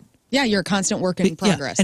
And even if you do believe, and even if you're right to believe that something needs to change, you do have to understand. Every business book, anything like self-help will tell you, like, yeah, but you still have to operate in the world in which you live, in the time in which you live. You still have to take some responsibility. Or you're going to sit there making excuses while the world passes you by. Right. Because time will not stop for you. The world will not stop for you. If there changes need to be made, great. Push on it hard. Go for it. Go for it. You have to take responsibility. You do. Exactly. But realize that this is the time and place in which you live. And you must operate to a certain level. So, like, if you're pushing on people, just make sure you're pushing yourself to 100% of your capacity. Okay, I'm time blind. Okay. There are ways that I could help myself and manage myself. Yeah. I have an Apple Watch. Right. I could say, okay, set an alarm for when I have to leave. Yeah. You could go even Waze the directions. Yeah. The navigator. You go need to be here at a certain time. Waze will even remind you, hey. Time blind idiot, it's time to leave. Yeah, you're not a victim of the planet if you have deficiencies. Because guess what? We all have deficiencies. And you have to learn, know thyself. Know thyself. And when you know yourself and you figure out your weaknesses, you figure out your deficiencies, you figure out what you got to work harder at to make sure you're back up to 100% of your capacity. That's life. You're gonna cry when somebody gets mad at you for being late all the time. Stop it. Yo, Chris says, I have time blindness. I don't go to bed early enough, and I'm tired when I wake up. Me too, man. Well, you got to get that under control. That's on you. And you got to adjust. Now you know. Now you know. Now you know. Well, let me find that, damn it. That should just always be up. Yeah. Where is it? My now you know. Oh, yeah, here you go. Oh. And now you know.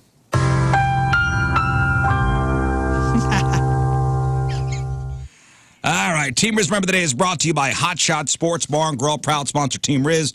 Visit hotshotsnet.com/Team Rizz. From Pacific, Missouri, Stephen Conaway is our Stephen. Stephen is a dedicated listener to the Rizz Show and always tunes into the show when he's at work. Huge fan of King Scott's jokes and loves the camaraderie between the host of the show. Loves playing along with all the games during the show. Huge fan of repeat days because he gets to hear Jeff. Well, thank you, Stephen. Stephen Conaway from Pacific is our Team Rizz member of the day. Get super sweet Team Rizz member of the day soccer jersey. Get yourself signed up 1057thepoint.com/Team Rizz. All right, we'll take our first break of the morning. We'll come back with Crap on Celebrities. It's 7:14 Monday. Traffic and weather, Moon coming at you. Traffic brought to you by Worldwide Technology Raceway. The cars and stars of the Indy 500 are coming to St. Louis on August 26th and 27th for the Bommarito Automotive Group 500. Go to www.raceway.com now to get your tickets. Lane blocked due to debris on the road 270 eastbound just after Lilac Avenue. We got an exit ramp. Lane blocked due to a stalled vehicle 64 westbound just before McKnight. Looks like that exit ramp is also backed up. And we have an exit ramp from 44 to northbound 366 eastbound lane blocked due to a crash. Your point forecast: overnight storms that produced localized flooding are moving out this morning, but a few pop-up storms are possible this afternoon and early this evening. High of 90, low of 68. Right now it is 68 at the Point Studio. Your Point forecast is brought to you by CarX Tire and Auto. All right, Lern, what do you got? Taylor is dominating everything forever always. Gene Simmons has some thoughts on AI. And which pop star pooped his pants on stage? Okay, we got that. It We happens. got It your happens. crappy birthdays. We got the porno birthday. And I will tell you how you can get paid $15,000 Yes.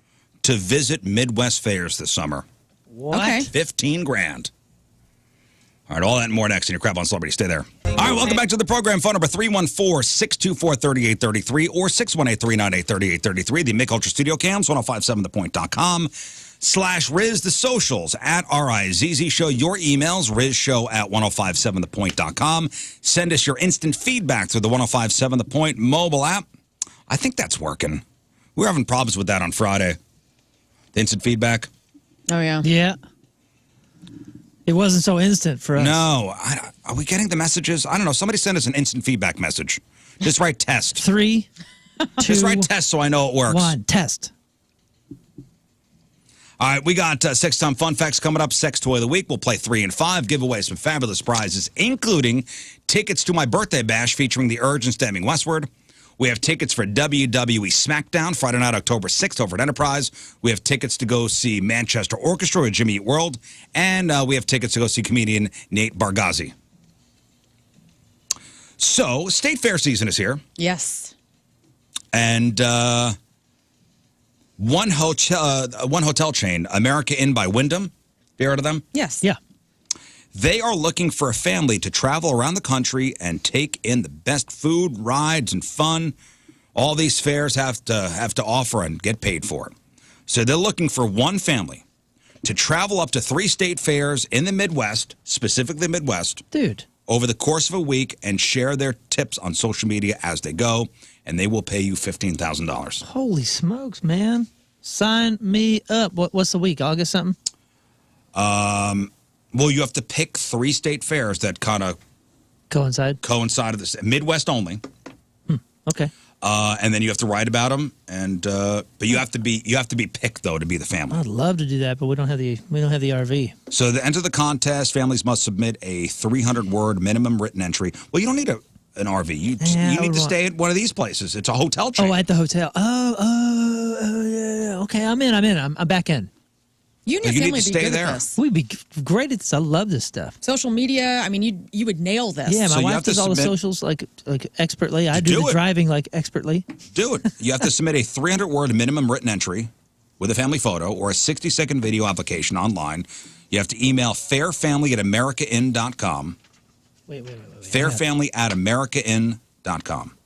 And that's AMERICINN. American. Why are the ideal candidate? Why are your family the ideal candidates for the role? Man, You have to showcase your family flair, social media savviness. You guys, I mean, seriously, do this. You have until the dude, this would be 25th. so great. Submissions must be received by July 25th. Winner will be notified around the week of the 2nd. The winning family will receive a 7-night stay at America Inn Hotels, a $10,000 travel stipend to cover airfare, ground transportation, and any other expenses, $5,000 in cash. Wyndham Rewards Diamond Level Statusship, Ooh. and a suitcase of swag. So we got some state fairs coming up Yes. in the area, all drivable. What's tell me the line? So the Missouri State Fair is August 10th through the 20th in Sedalia. The Illinois State Fair is August 10th through the 20th in Springfield. Kansas has their state fair September 8th through the 17th. So I don't think you'd be Can't add that one in. can't add that one in. Indiana State Fair is July 28th through August 20th in Indianapolis. July 28th through August 20th. That's a long one. Well, that's good. Gives me opportunity. It's a long one. So I was looking at, and I didn't look up Tennessee. What are Tennessee states? You know, I tried to look up Tennessee. Tennessee is August 17th to the 20-something. So you could throw that in the mix. Man, it don't look very fun. Oh. I thought Tennessee would be just smashing Right, because of all the music. music right there. Maybe they're just like, well. Well, I was looking at like who's playing, like what musical acts are playing. One state fair is way superior than all the others. One state fair rules them all. One state fair in our area rules them all as far as who's playing. Wait to see who is superior. Like you're using that adjective to describe. Damn right, I would go. You would. I would go. This is exciting. I would make the road trip. It is not Missouri. Oh. Illinois? No, I'm not taking anything away from these people that are playing Missouri State Fair, but it doesn't excite me. Okay. Like, I would go. No, I wouldn't go. Who is it? Tyler Hubbard is playing the 10th. I don't know who that is. He's the nephew of our owner's son. Lainey Wilson on the 11th. Three Doors Down with Candlebox on the 12th. Nelly on the 18th. This is Missouri. This is Missouri. Riley Green the 19th. I'm going to go see Candlebox at Delmar Hall in like a couple weeks. And isn't Nelly playing up in Washington? I don't know. I think Nelly's playing up in Washington, which is not, I don't have to go to Sedalia for that. Right. Kansas, their state fair is Carly Pierce, Rob Schneider. Interesting. Nice. Doing comedy? Yep. Carly Pierce the 9th, Rob Schneider the 10th, and Ja Rule the 16th. Oh. Not going there. Indiana State Fair. Quiet Riot, August 5th. I'm down. Dang. But they're coming to River City Casino. Three Dog Night Where's on this? the 9th. Where's this one? Indianapolis. Oh, it's in Indianapolis? Yeah. That's got to be the huge one, right? No. This isn't the superior No. one yet. We're not there yet. Quiet Riot, Three Dog Night, and Skillet. That's it. Ooh, ouch. I'd go for the Quiet Riot if they weren't coming here. And who's playing in Tennessee? Oh, man. Seriously, nobody of note? Dude, not a single name that I can recognize. But there is one state fair that I mean, reigns supreme, and that is congratulations, Illinois. Here we go. The Illinois State Fair up in Springfield. They always bring it. Ooh, they're bringing it this year. They are. Give it to me. I would go. Yeah, I would go to every one of these dates. What? The 10th through the 20th, Springfield. Old Dominion on the 11th. Okay, maybe I'll go the next day. Okay.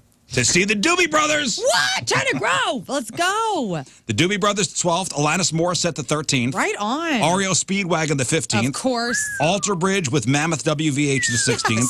Tim McGraw, the 17th. Maren Morris, the 19th.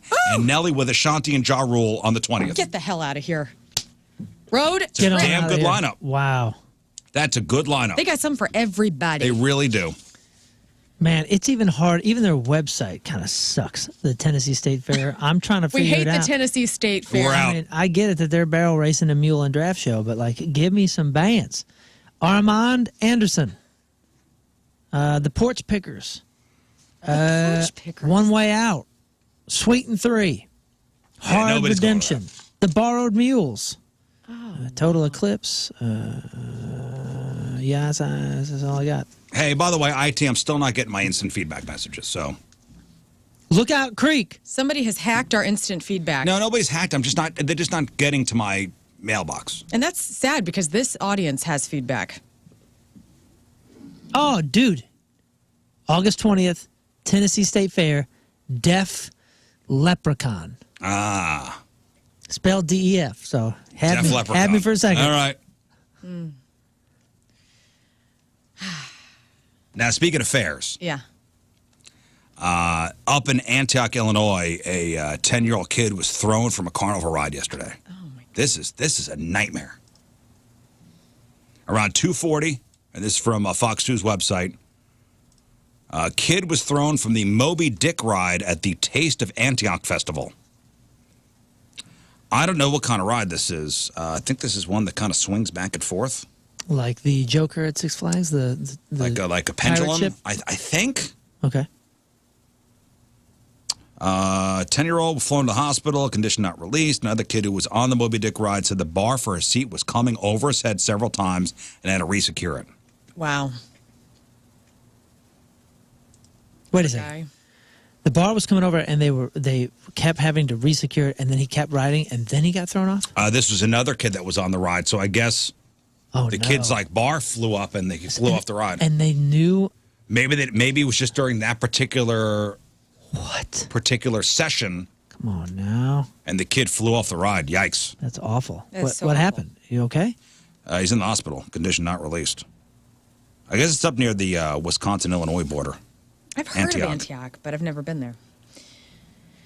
Yeah, I mean, fairground rides, they've always had a bad rep. And I mean, stories like this that kind of add to it, You're Never really thought risking that. it. Never had an issue. We used to have our district, Lindbergh, did the Spirit Festival until they didn't. And it was all, all the carnival rides, the egg shaker or the salt and pepper shaker thing. It's like you're sitting in an egg and it spins and then also gets rotated around kind of carousel style, or not carousel, what do you call those things? What do you call it? Like Ferris wheel. Ferris wheel. Thank you, Ferris wheel. That thing was wild. I mean, all like the full-on dangerous carnival rides. And it was awesome. I freaking loved it. It was the most fun thing of the year. I know. Yeah. Never thought about any of these things, and then you hear about them. I don't want to say all the time because people that work in the industry are going to be upset, but it seems like more than we should. Yeah, that's it sucks. Feel bad for that family, especially like since I'm sure the parents are like, hey, we're going to the fair. Right. Yay! Can't wait. Next thing you wind up in the hospital. Remember the big slides that would come to the fair and you'd get in like the burlap sack? Oh, yeah. Did you see the videos of the one in Detroit? No. That had a little too much giddy up? And you went flying? Oh, people were wrecking themselves. Oh, my gosh. I would wreck myself in a big old thing. Like if they had like a foam where you just took air flight and then you land in a foam You know pool, what I'm talking about, Moon? You pulling up that video? Oh, you're talking about the ones where the adults went down and like they were like, wham, wham, like wham. somebody had put on the slide like it looked like the stuff that Clark Griswold put on his sled. Oh. Here we go. And people just flying, wrecking themselves. I mean, I love big slide.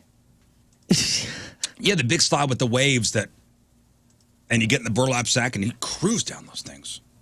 Oh, man. Yeah, people were getting hurt on that one in breaking tailbones. Just breaking tailbones. Yeah, we got to put a governor on that. I guess they put some sort of like slickening agent on the thing. Some as I pledge. said, the stuff that they put on Clark Griswold's sled in Christmas Vacation. Like That he went for the land this speed person record. is just crumpled at the bottom. Like, nope. I'll if you guys can pick me up at the end of the carnival, I'll be down here on the rubber mat. Crying.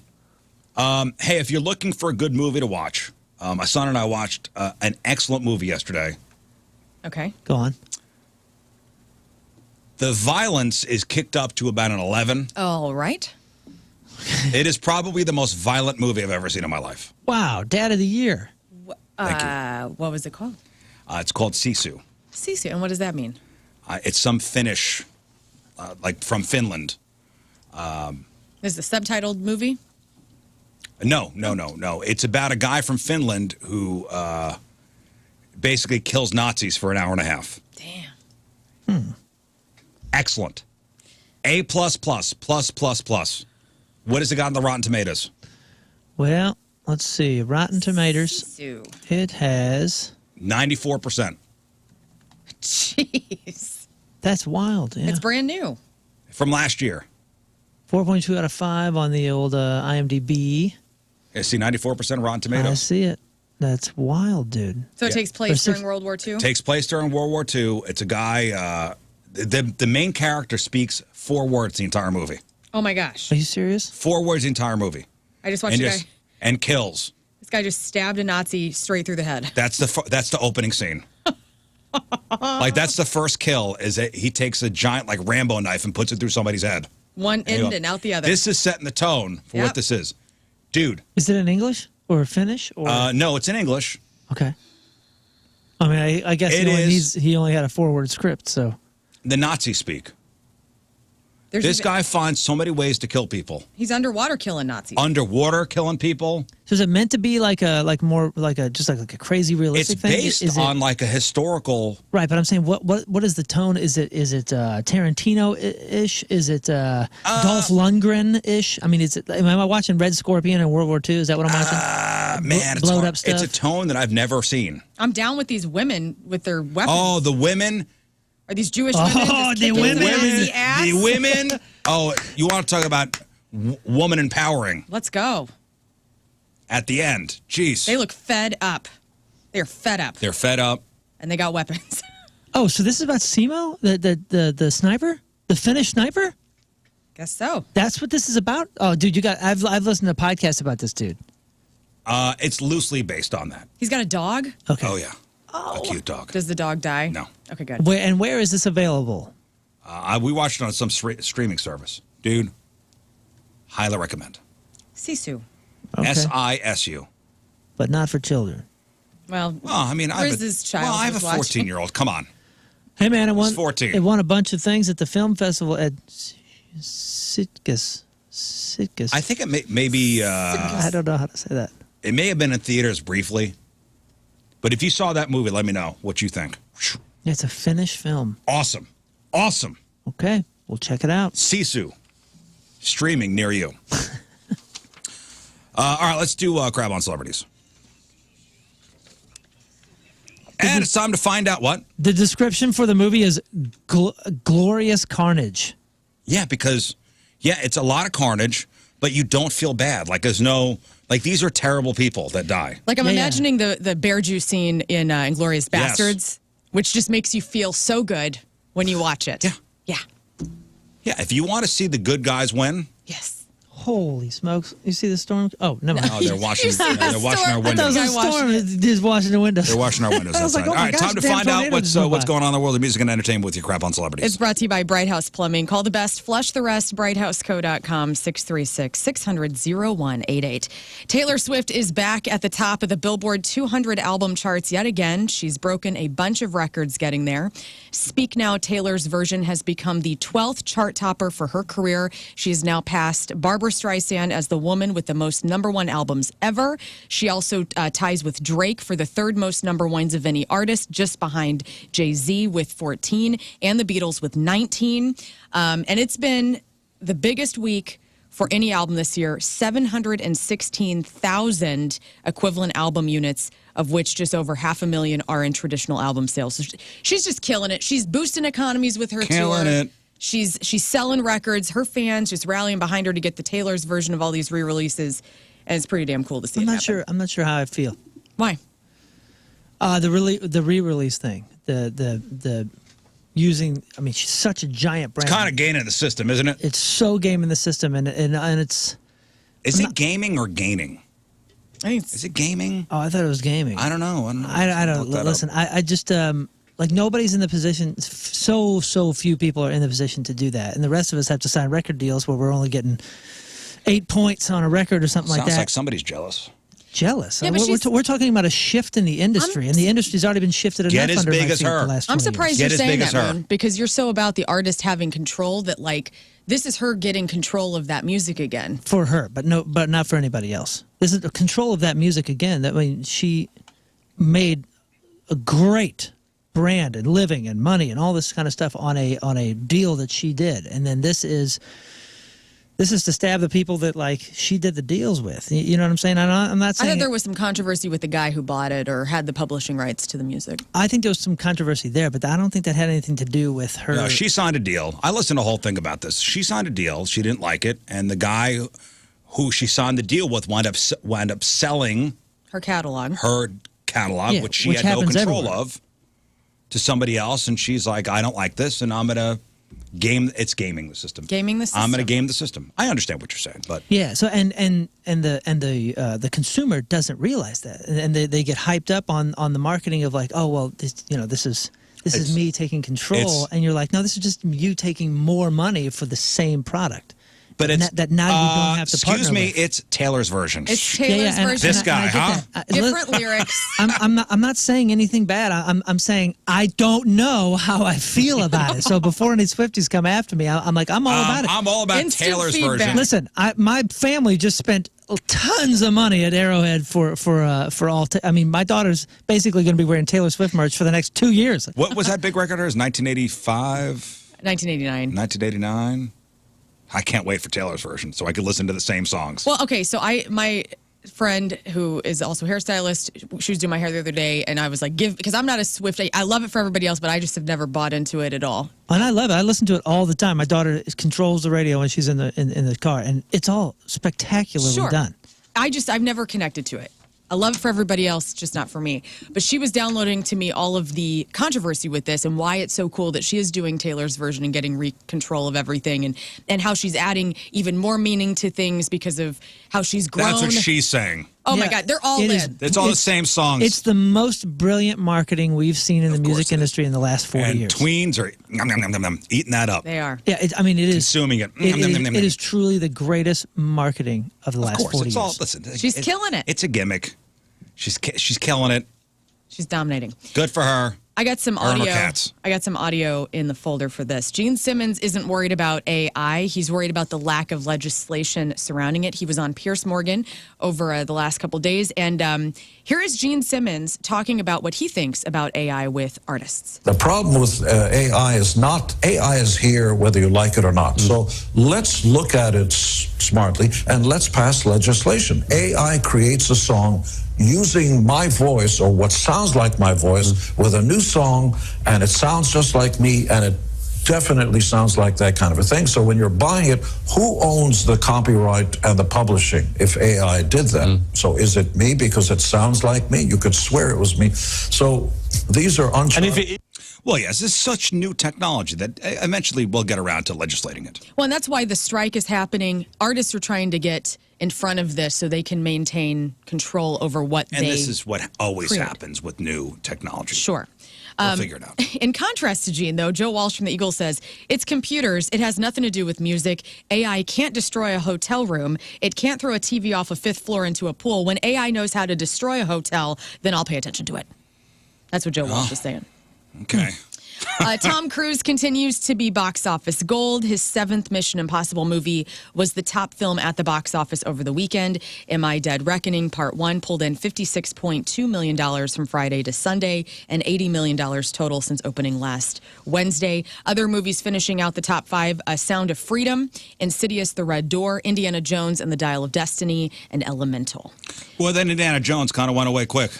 What a bummer. And I've heard everything about the Mission Impossible is like 10 out of 10. Yeah. Oh, really? It's getting, everybody's like, yay. I mean, everything that I've heard people say. I'm looking for it on Rotten Tomatoes, and I don't see like a rating. I on can't, for the new Mission Impossible? yeah, Wow. so like when I look it up, I see 8.1 out of 10 on IMDb, 81 out of 100 on Metacritic. Are you on Rotten Tomatoes website? Nah, I probably should just go directly Dead there, but like Reckoning. I keep seeing all these editorials on Rotten Tomatoes about it. It's 96% on Rotten 96. Tomatoes. Yeah. Okay. Yeah, I mean, I've heard it is 95 audience, 96 overall. And next week is Barbie and Oppenheimer. It's a big weekend. Big weekend. Jane Birkin has passed away, the singer, actress, and activist, well known for her work in France. Passed away at the age of 76. But we probably know Jane Birkin best from her handbag she did with Hermes, which would go from anywhere from $9,000 to $500,000 based on the year Yeah. of the bag. How crazy is that? Crappy quick hits. James Cameron says he's not making a movie about the submersible tragedy. So There was they a were saying rumor. they were saying it's Titanic too. Like that's the sequel. And they were connecting him to it? Yep. Oof. He said it's offensive, said he would never do it. Keep me out of this, what he said. Joe Jonas recently revealed that he once accidentally pooped his pants on stage. And it was even worse because he was wearing white pants at the time. However, he says nobody noticed, so good for him. Okay. Jason Aldean suffered heat exhaustion, left the stage early on Saturday in Connecticut. He apologized, saying that he promised to return. So yeah, it's been hot. Would you rather play a stage that's super cold, like outdoors, and it's a really cold night, or on stage heat where you can shed layers?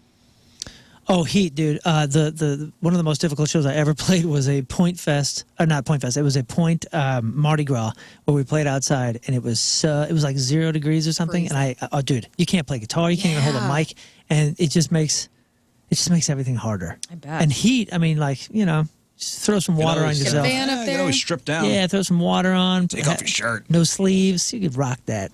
Looks cooler anyway. It looks in cool, Heat. That's man. right. Who looks cool when they're cold? That's right. Although I did see, I was at a concert. We did a concert for the old radio station I work for.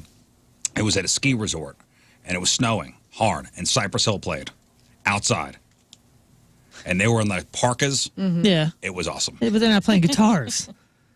Yeah, but you said who looked cool playing outside Yeah, you're in right. the snow? Okay, you're right. It was you're Cypress right. Hill. It was awesome. If you're playing to some tracks or something or a DJ, that would be sweet. And they had bongos guy. When you got to put your fingers on Yeah, no, I metal get that. strings, it's just like ow. Beastie Boys are releasing a 25th anniversary edition of Hello Nasty as a 4 LP set on September 9th. Arizonians are excited because they have the coolest license plates ever.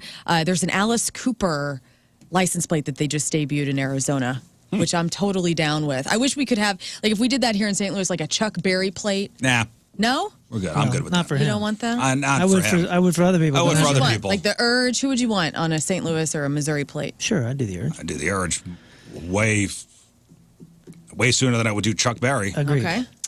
Ed Sheeran surprised fans in Detroit, brought out Eminem for a performance of Lose Yourself and Stand, so that was pretty cool. Oh, I saw the video of this. Did you see the video?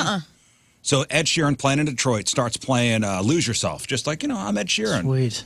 By myself up on stage with an acoustic guitar, and then he gets to a certain part, and then Eminem jumps on stage That and starts people finishing lose it. finishing Freaking awesome. And then they did Stan, the whole song. What? That's incredible. Yeah. That is super I gotta look that up. Pretty cool. I try to show my son. He's into some like interesting hip hop stuff and interesting rap stuff that like.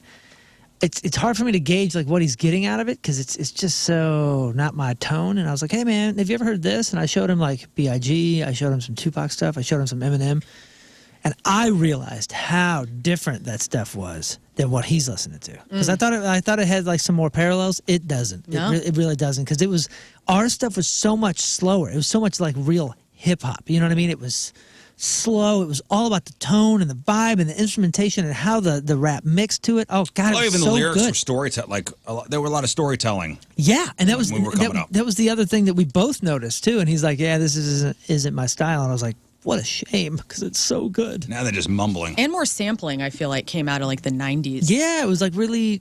It didn't sound. We didn't give it the creative credit back then. I think that it deserves. And when you compare it to things now, you're like, "Whoa!" There was a lot more that went into that stuff back then. Well, speaking of that, let's dissect this. There were some music experts that put together a master list of the top 5 songwriters of all time. I'm gonna stop you right there. It's Tom Petty. Moving on. Okay, that's not even on the list. Oh, This list Go is bigger than Tom Petty. The There list is nobody bigger than the Tom list Petty. is finished. Tom Petty is the America's greatest songwriter. No. Let's see. Period. And that's not even you can't even argue it. Okay, Well, let's I'm start. gonna argue. Let's start the list with Bob Dylan and Springsteen. Bob Dylan was number 1. Okay. Springsteen not on the list. Tom Petty's not even in the top 5. It's was- only a top 5. They don't even have time for past 5. What was the name of the list? It was top 5 songwriters of all time. McCartney. I don't agree with this Lennon, list. McCartney. Yes. Paul McCartney number 2, John Lennon number 3. Number 4, Number 4. only woman on the list. Dolly Parton. No. Oh, okay. Yeah, now the list is done. Women. Women. Women. I mean, Who's the woman? who is the woman? I am delivered. Who is the woman? Is she alive still? Yes, I believe so. Okay. Is this a Hicks. touring person? She was like 5 or 6 years ago, possibly. Whoa. Or no, I'm sorry. There was a Linda musical Perry. that came through St. Louis. Carole King. Carole King. That's right. And number 5, Chuck Berry. Okay. Well, this man deserves a license plate cover. See? Now what do you think? And that's your crap on celebrities. Your celebrities celebrating a birthday on this day. Billy Lord. That's Carrie Fisher's daughter. I love her. Who looks just like Carrie Fisher. Yeah, Billy Lord is 31. Luke Bryan, 2 first names, is 47. Carrie Hart, professional motocross racer who's married to, Pink. that's right, is 48. Alex Winter, we were just talking about Bill S. Preston, Esquire, from Bill and Ted's Excellent Adventure. Alex Winter is 58. Mark Burnett, that's the producer behind reality shows like The Apprentice, Survivor, Are You Smarter Than a Fifth Grader, and about 100 other ones. Mark Burnett is 63. He's the king of that. That's right. Thing. Angela Merkel, the first female chancellor of Germany, is 69. Angela. It's Angela. Angela. And speaking of Germany, the Hoff, David Hasselhoff, is 71. Lucy Arnaz, famous for being Lucy and Desi's daughter, is 72. Terry Geezer Butler, the bass player for Sabbath is 74. Queen Camilla Parker Bowles is 76. And Donald Sutherland is 88 years old. By the way, did you see, over the weekend, I saw Ozzy. I think Clownvis shared this. Ozzy Osbourne being shown Max Sabbath. You know that band that does Ronald Black McDonald. Sabbath? Yeah, they do Black Sabbath covers, but in all the McDonald's characters. Yeah. And they walk him in, and he's like, "What Dave is this?" And he sits down on the couch, and then the curtain goes, and they start playing, and he's reacting to it. Hysterical. Was it like them playing live for him? It was them playing live just for him, like a showcase, just for him sitting on a couch. I want to see that. It's pretty funny. All right, today's porno birthday, which is being brought to you by Patricia's, where fun and fantasy meet, is Victoria Blaze. And today's birthday girl has been in 130 fine films, including Anal Vacation, Daddy's Girls 2, Forest Fetish Fun, In the Army Now, The Last Shag, My Hot Roommate 4, don't like this one, Slime Wave 27 and 28, Sorority Sluts, and who can forget a role in 2018's Damn, It's Big. Victoria Blaze is 33 years old. That's your porno birthday. Those were crappy birthdays, and that was your crap on celebrities. Fighting words on the chat, man. What? Fighting words on the chat. Serious question. Is this Rizz? Tom Petty is the best musician ever thing a bit? Because he's not that great. Oh, my gosh. I'm sorry. You are now fired as a listener. I'm fired. Hey, you wanted feedback, bro, and you got it. I'm sorry. We're going to have to let you go. You are now fired. Ari's going to do it for me. You're fired. And in case your ears are get the out. You are not allowed to listen to the show anymore. Oh, man. Yikes. I'm sorry. I have a message from the boss. You're out. You're fired. Man. You could petition your way back in a month. His petition has begun with Your petition LMAO. Petition has been denied. All right, we're going to take a break. We'll come back. We'll give away some stuff. We'll play 3 and 5. So today, Lern's going to do 3 and 5 since we're short-staffed today. All right, so Lern is going to give you a category. You name 3 things in that category within 5 seconds. 2 out of 3 categories right. You win your choice of prizes. Remember, no ums or ahs to start your answer. That's right. We've got tickets for my birthday bash featuring The Urge, Stebbing Westward, Jimmy's Chicken Shack, Friday night, August 18th, St. Louis Music Park. We've got tickets for WWE SmackDown, Friday night, October 6th, over at Enterprise Center. We have tickets to go see comedian Nate Bargatze. That is, I believe we have tickets for the October 24th show over at the Fabulous Fox Theater. And we have tickets to go see Manchester Orchestra with Jimmy Eat World next Thursday, July 27th, over at St. Louis Music Park. 314-624-3833 or 618-398-3833. 3 and 5 is next. I was talking to Courtney outside about Saturday night, went to the soccer game. Yeah. And, 10 out of 10 as far as the soccer game goes. The whole experience was great. And, St. Louis City won, and they played Miami. And this will be the last game Miami plays without Messi. Like, arguably one of the greatest soccer players of all time. Yep. I think he officially signed that Saturday afternoon with the team. They introduced him shortly after we played his team, and then he's going to make his debut here, in this coming week? What's the date on that? I think it's coming up in a couple days. Yeah, he starts practicing tomorrow with the team officially. Yeah, then what sucks is, and maybe I don't know, I haven't done a ton of research here, but his debut is not in an MLS match. It's like a Leagues Cup match because it's the Leagues Cup break.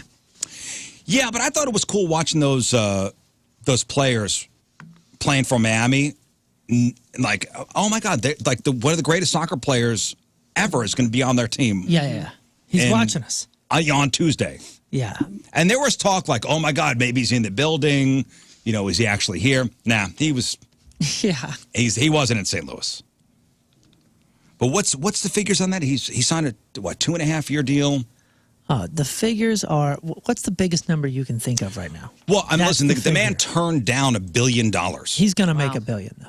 He He's gonna turned down make a it $1 billion deal, but it's like between what'd they say, between 20 and 50 mil a season. They bent over so many rules, so many different things. You got the designated player. You're going to pay him the max. The team can get him. Then the league is giving him like a share or something. I think the Apple revenue is going to be spliced up, and some of that's given. I mean, he's going to make $1 billion. With all that money, with all that money he's got, with all the money he's made. Listen, for the fact of him turning down $1 billion, to have enough money to go, nah. Okay? Yeah. The man is just like you and I. Yes, because he goes to the grocery store. No, he doesn't. Yes, he does. Yes, he does. Only for his time. I want you to look up Messi and Publix, Publix, because there was pictures of him over the weekend in a Fort Lauderdale Publix grocery store with a shopping cart full of groceries. He was by himself. I love that. The man's worth $600 million before the deal. And he's at the Publix grocery store buying his own groceries. South Florida is going nuts for soccer, and Messi, just joined the soccer franchise down there. He arrived in Fort Lauderdale on Wednesday. He was spotted at a Publix grocery store shopping. I get it. And I don't think it's for look at me, I'm just like you and I. I think he was legit. There's cereal and stuff in his shopping cart. He was the man was shopping for his family. I get it. I hate other people shopping for me most of the time because when they have to go get substitutes, they never do the right thing. I remember a couple years ago, it was Oprah and Ellen. I think Ellen did a whole thing in a grocery store with Oprah. Uh-huh. And it was so, these people have not been in a grocery store in decades. Oprah or Ellen. They have not gone shopping for themselves in decades. I don't know. The Moon's got his nose turned up like this is probably just for publicity. I don't know.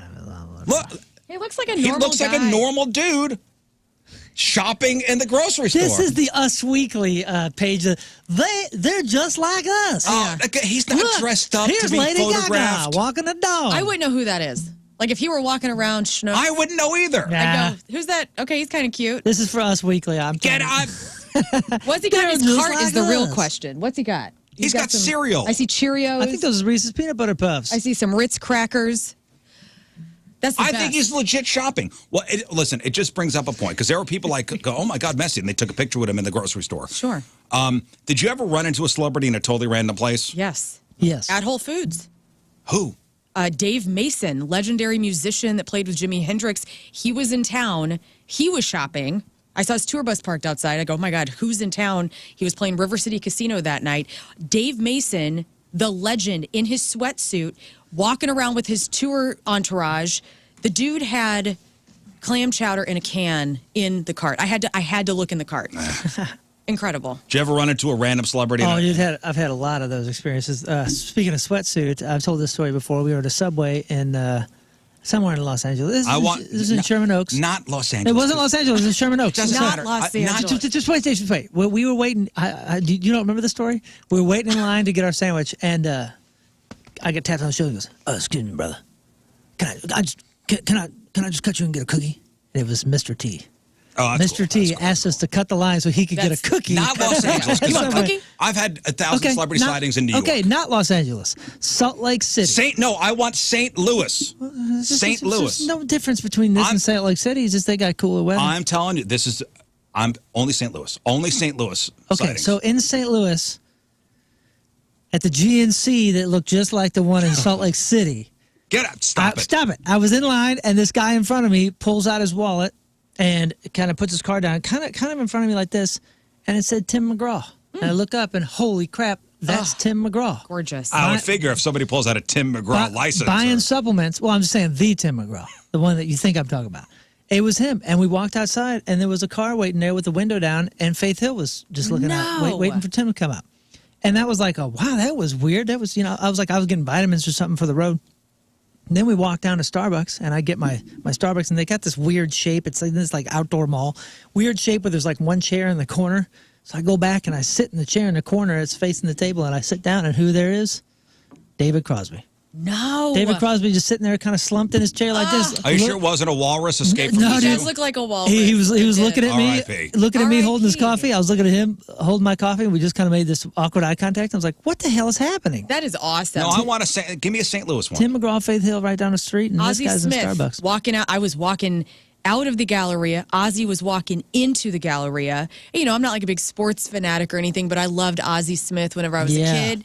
And so he's so sweet. And I go, "You're Ozzy Smith." And he goes, "I am." And I go, "I work with John Hewlett." And he was like, "Okay." He was so sweet. That was all you said? Yeah. What is he going to say to that? I don't know. I was like, that's the only connection I have to him, to Busch Stadium. What is he going to say to that? Well, he took it well. He smiled. He was so cute.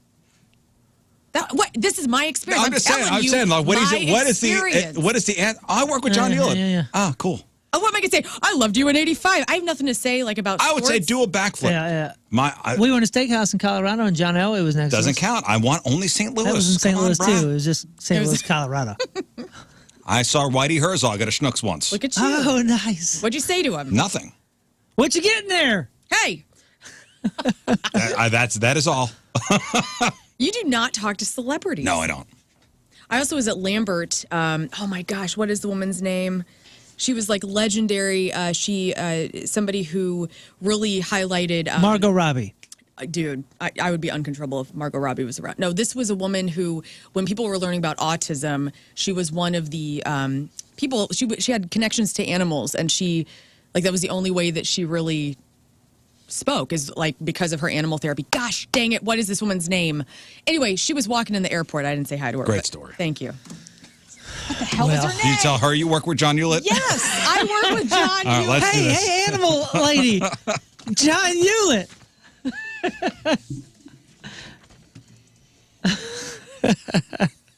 Temple Grandin.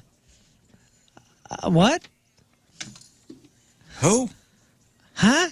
Her name is Temple Grandin. Claire Danes plays her in a movie about her life. This is a woman that's legendary. Anyway, look her up. Yeah, I don't think I've had it happen to me in St. Louis, to be honest. Well, I mean, other than a couple baseball players, but yeah, like a random, like, oh my God, Whitey Herzog was like a random, like, oh man, oh, oh. Lots of people saying they saw Kurt Warner at a Denny's in Maryland Heights. Oh yeah, Jacoby Shaddix. A lot of the Rams guys used to go to church. So I mean, I'll tell you, Randy Travis. I popped up. It was at church one morning. I went, oh my gosh, that guy sounds just like Randy Travis. Randy Travis was singing at the church. He sings at church all the time. Like random churches? Well, at family church, he's random. He used to be there randomly all the time, and I went, "Oh my gosh!" Oh, then it's not random. It was kind of random for me. I didn't know it was coming.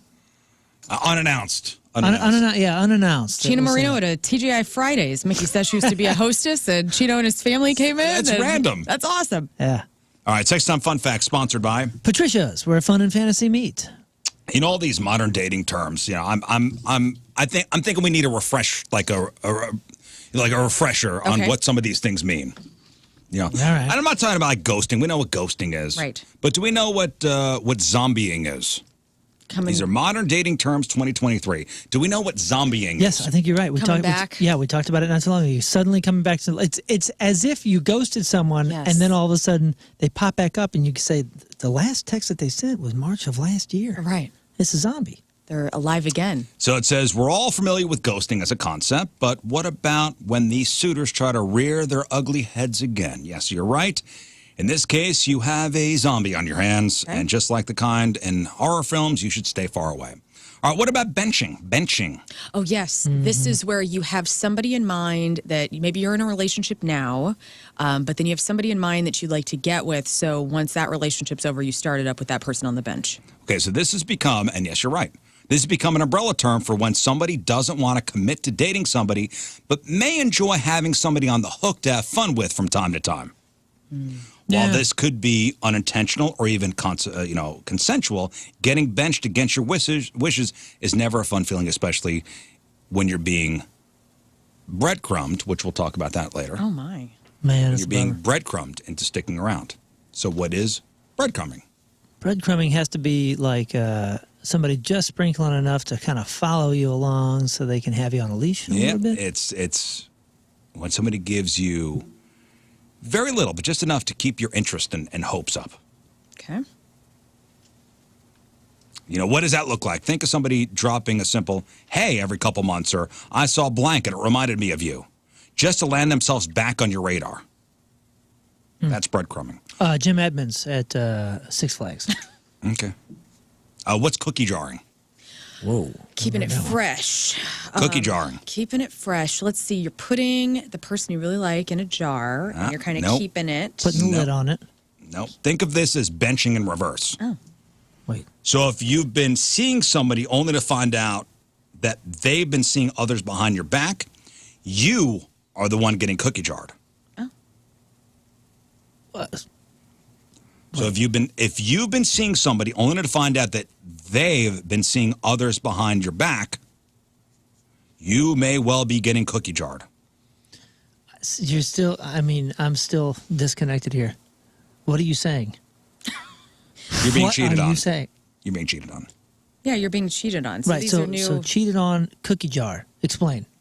Cookie jar. Listen, What's I'm just the- reading what this website I know, says. and I'm asking for more. Give me more. I'm going to read exactly what they say. Think Okay. of this as benching in reverse. Benching in reverse is having everybody off the bench. Everybody gets to play. you are on the Everybody bench. swing a bat. You're on the bench, and you think that like it's happening for you. Then you realize the person that has you on the bench is dating somebody else. If you've been seeing somebody So this only is to find out that they've been seeing others behind your back, you may well be getting cookie jarred. Even if you yourself are doing the same, it's always good to get on the same page. Okay? All right. subterm of a subterm. I guess so. Cheating's out. What about jarring. groundhogging? Hello. Hey, Boop. I'm intentionally living underground, but boop, there I am. here I am. This again. is a reference to the classic Tom Hanks film. I'm sorry, not Tom Hanks. Bill Murray film, Groundhog Day. Groundhogging refers to the mistake of going for the same kind of quote-unquote wrong person over and over, expecting to yield different results. Yeah, if you got a type and you keep going at that type and they're all cut of the same cloth, what do you expect, you know? And they say here, while there's no shame in having a type, it's important to self-reflect on what is and isn't serving you in order to break the cycle. Right. I feel like groundhogging is perhaps a term within a relationship as well. I'm not sure what it would be, but I guarantee it means something. I'm sure Urban Dictionary has it covered very well. What about fizzling? Fizzling. Fizzle. These are all modern dating terms in 2023. Is that like a So- spark? Oh, see, I would see it as the back Fizzling. end of the spark. Like it's the opposite. Yes. The spark happens right before something happens. A fizzle is like, okay, let me guess. It's something where the relationship is not over technically, but you know it's over. So unlike ghosting, which is an abrupt end to all communication, fizzling is when someone aims to gradually drip feed the message that they're just not that into you by slowly being less engaged and unresponsive. And is that worse? And they say here, while it may sound kinder than ghosting, what did you do? I'm sorry. It's throwing equipment. Trying to curl up in this seat and take a seat, and I'm ruining While it may sound kinder than ghosting, it can feel pretty awful, especially since it's actually not very subtle. Everybody bitches about the ghosting thing, but man, I mean, It's like a Band-Aid, right off. well, I think the Band-Aid is saying, hey, you, I think Hey. we're done here. The ghosting is, yeah. I think we're done here. Ghosting is nothing. I Yeah, look you're at right. ghosting of any kind and I go, oh, this person is not emotionally like they are not emotionally mature. Have you ever ghosted somebody? No, I have not. I've not. I always have a hey, this is over. I ghosted somebody. Why? You just didn't want to deal with it? I didn't want to deal with it. I wasn't into like the whole relationship thing. I didn't want it. You should have just said This that. That's person okay. they wouldn't take the hint. You weren't telling them well enough. You're right. I was not into it at all. People and I will thought get I was the hint. clear. Wait. So you just say you were giving hints. So you were fizzling. You attempted to fizzle. I attempted to fizzle, and And- this person wasn't like, without me saying, "Hey, this is not a thing." So A was the plan A was the fizzle, and then you had to execute plan B, which was the ghost. Which was the ghost. Which, in hindsight, it was a terrible thing to do. It is always awful. Which one? The fizzle, the ghost, or just The the, whole thing. The The whole thing was fizzle's just fine. The ghosting is off. You're a terrible person if you ghost somebody. This was not. This was Well, not. how's nice. a fizzle too far from that, though? Well, no, a fizzle of just like, okay, things are fizzling out. That's one thing. But like ghosting and not responding to somebody and they're like confused. I mean, it just shows that you lack a certain This was maturity. Yes. Yeah, I was yeah. young. But fizzling is like leading them on. It's like leading them off. I think that's worse. I was like 18 years old. I was on my own for the first time. Like I didn't want a relationship. That's all fine. That's all valid. I know, and I I said to myself that I will not do this again. So I've been pretty forthcoming. There you go. With my future relationships.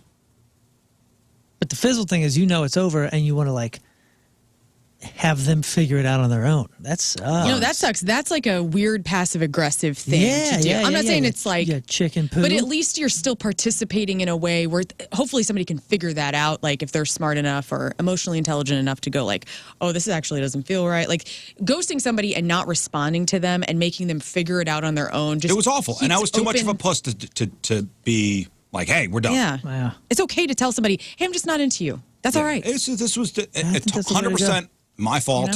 That's the way to go. I really assume everybody's a dummy and just talk plainly. I know, and be that's respectful. Right.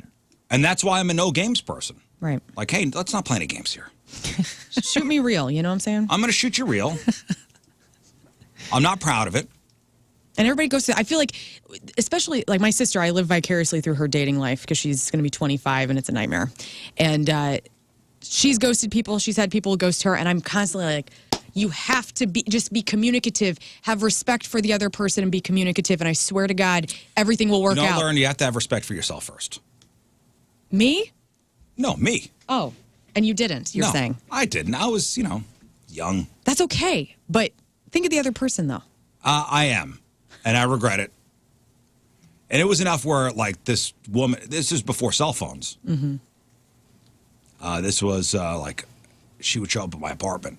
And I'd, like, tell my roommate, like, hey, I'm not home. Oh, my gosh. Every bad movie was written about you as a man. It was awful. And I'm shameful. It was a shameful time in my life. I'm glad you're admitting it, man. That's good. That's big.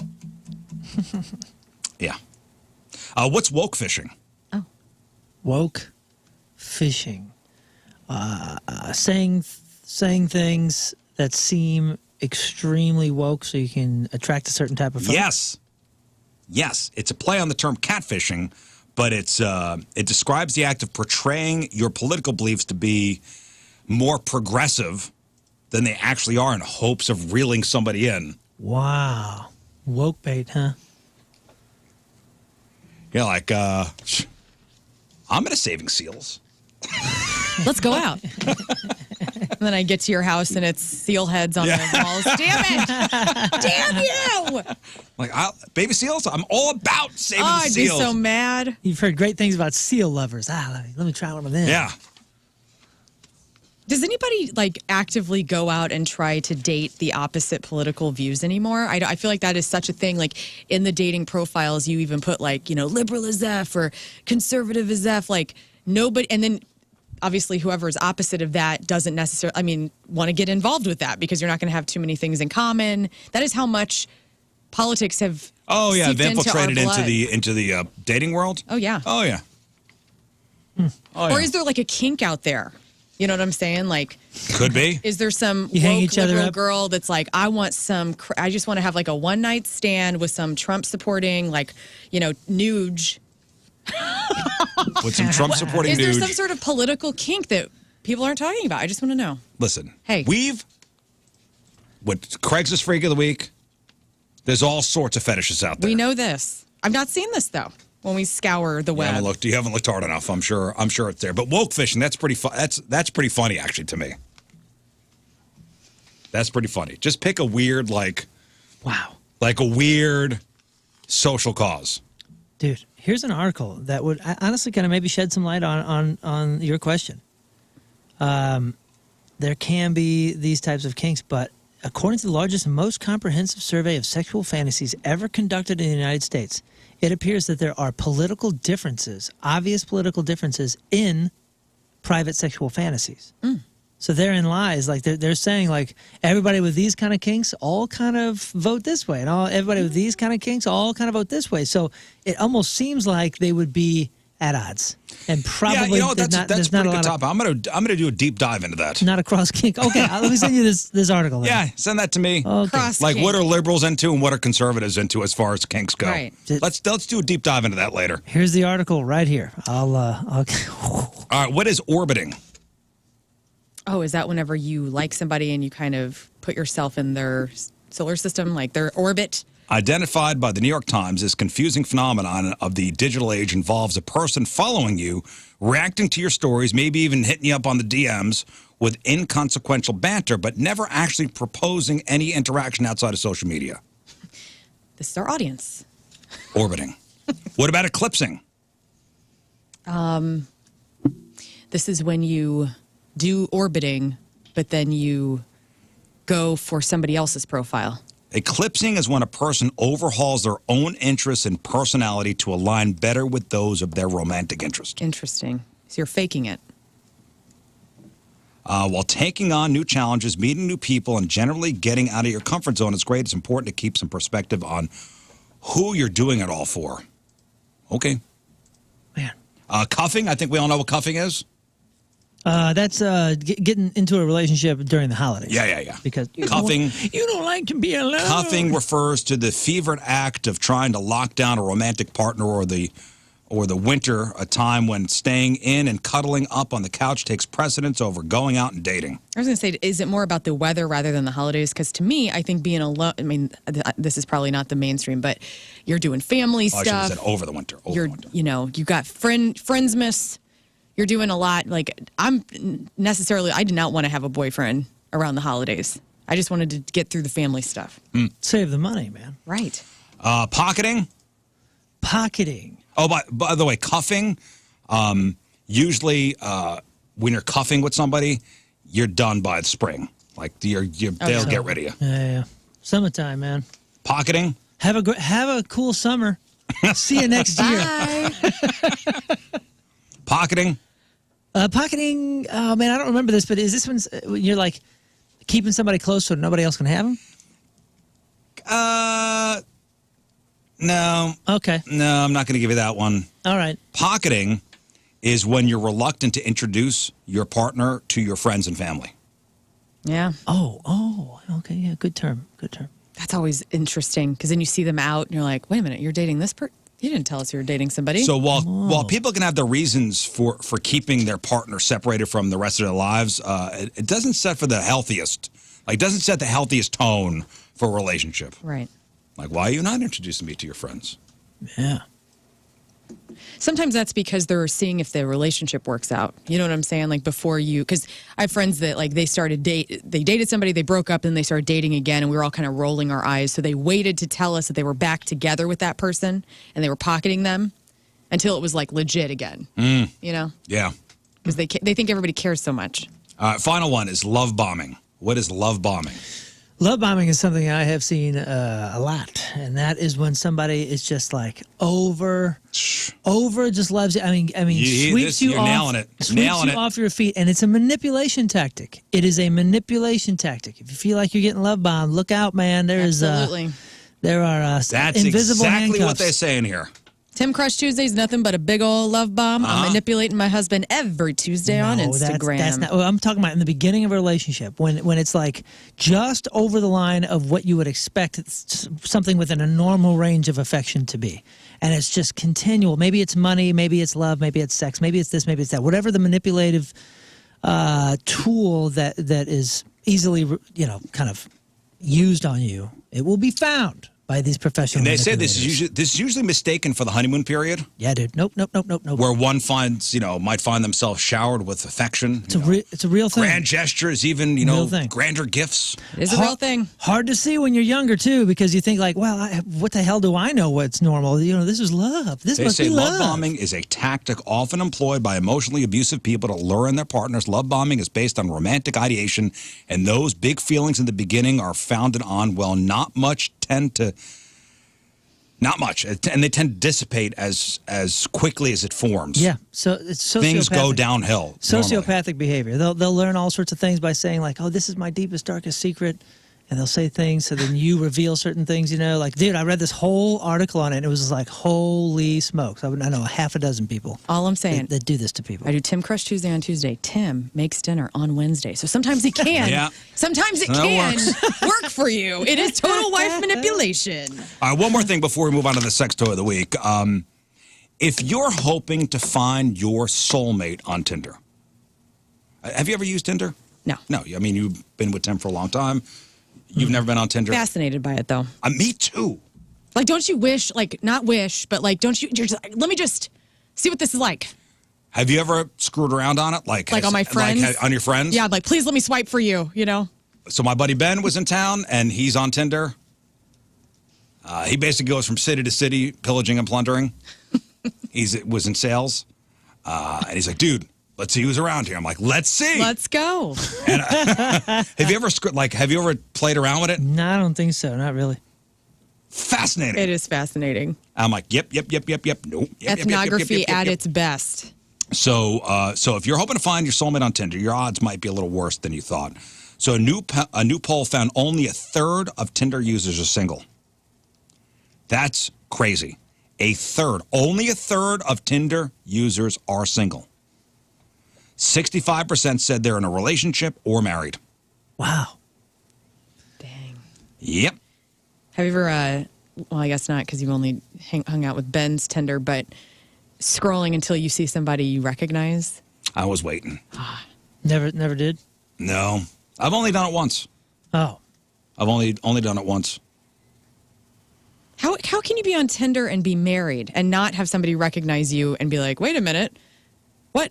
Moon, you're on Tinder. Like, like enough people are on there. Right. Yeah. We've been in people's Tinder profiles. People will say, oh, my God, dude, I saw you on Tinder. I'm like, look closer. Well, stats prove that if I'm in your Tinder profile picture, you're bound to get dates. Yeah. What? Oh, wow. 100% certainty.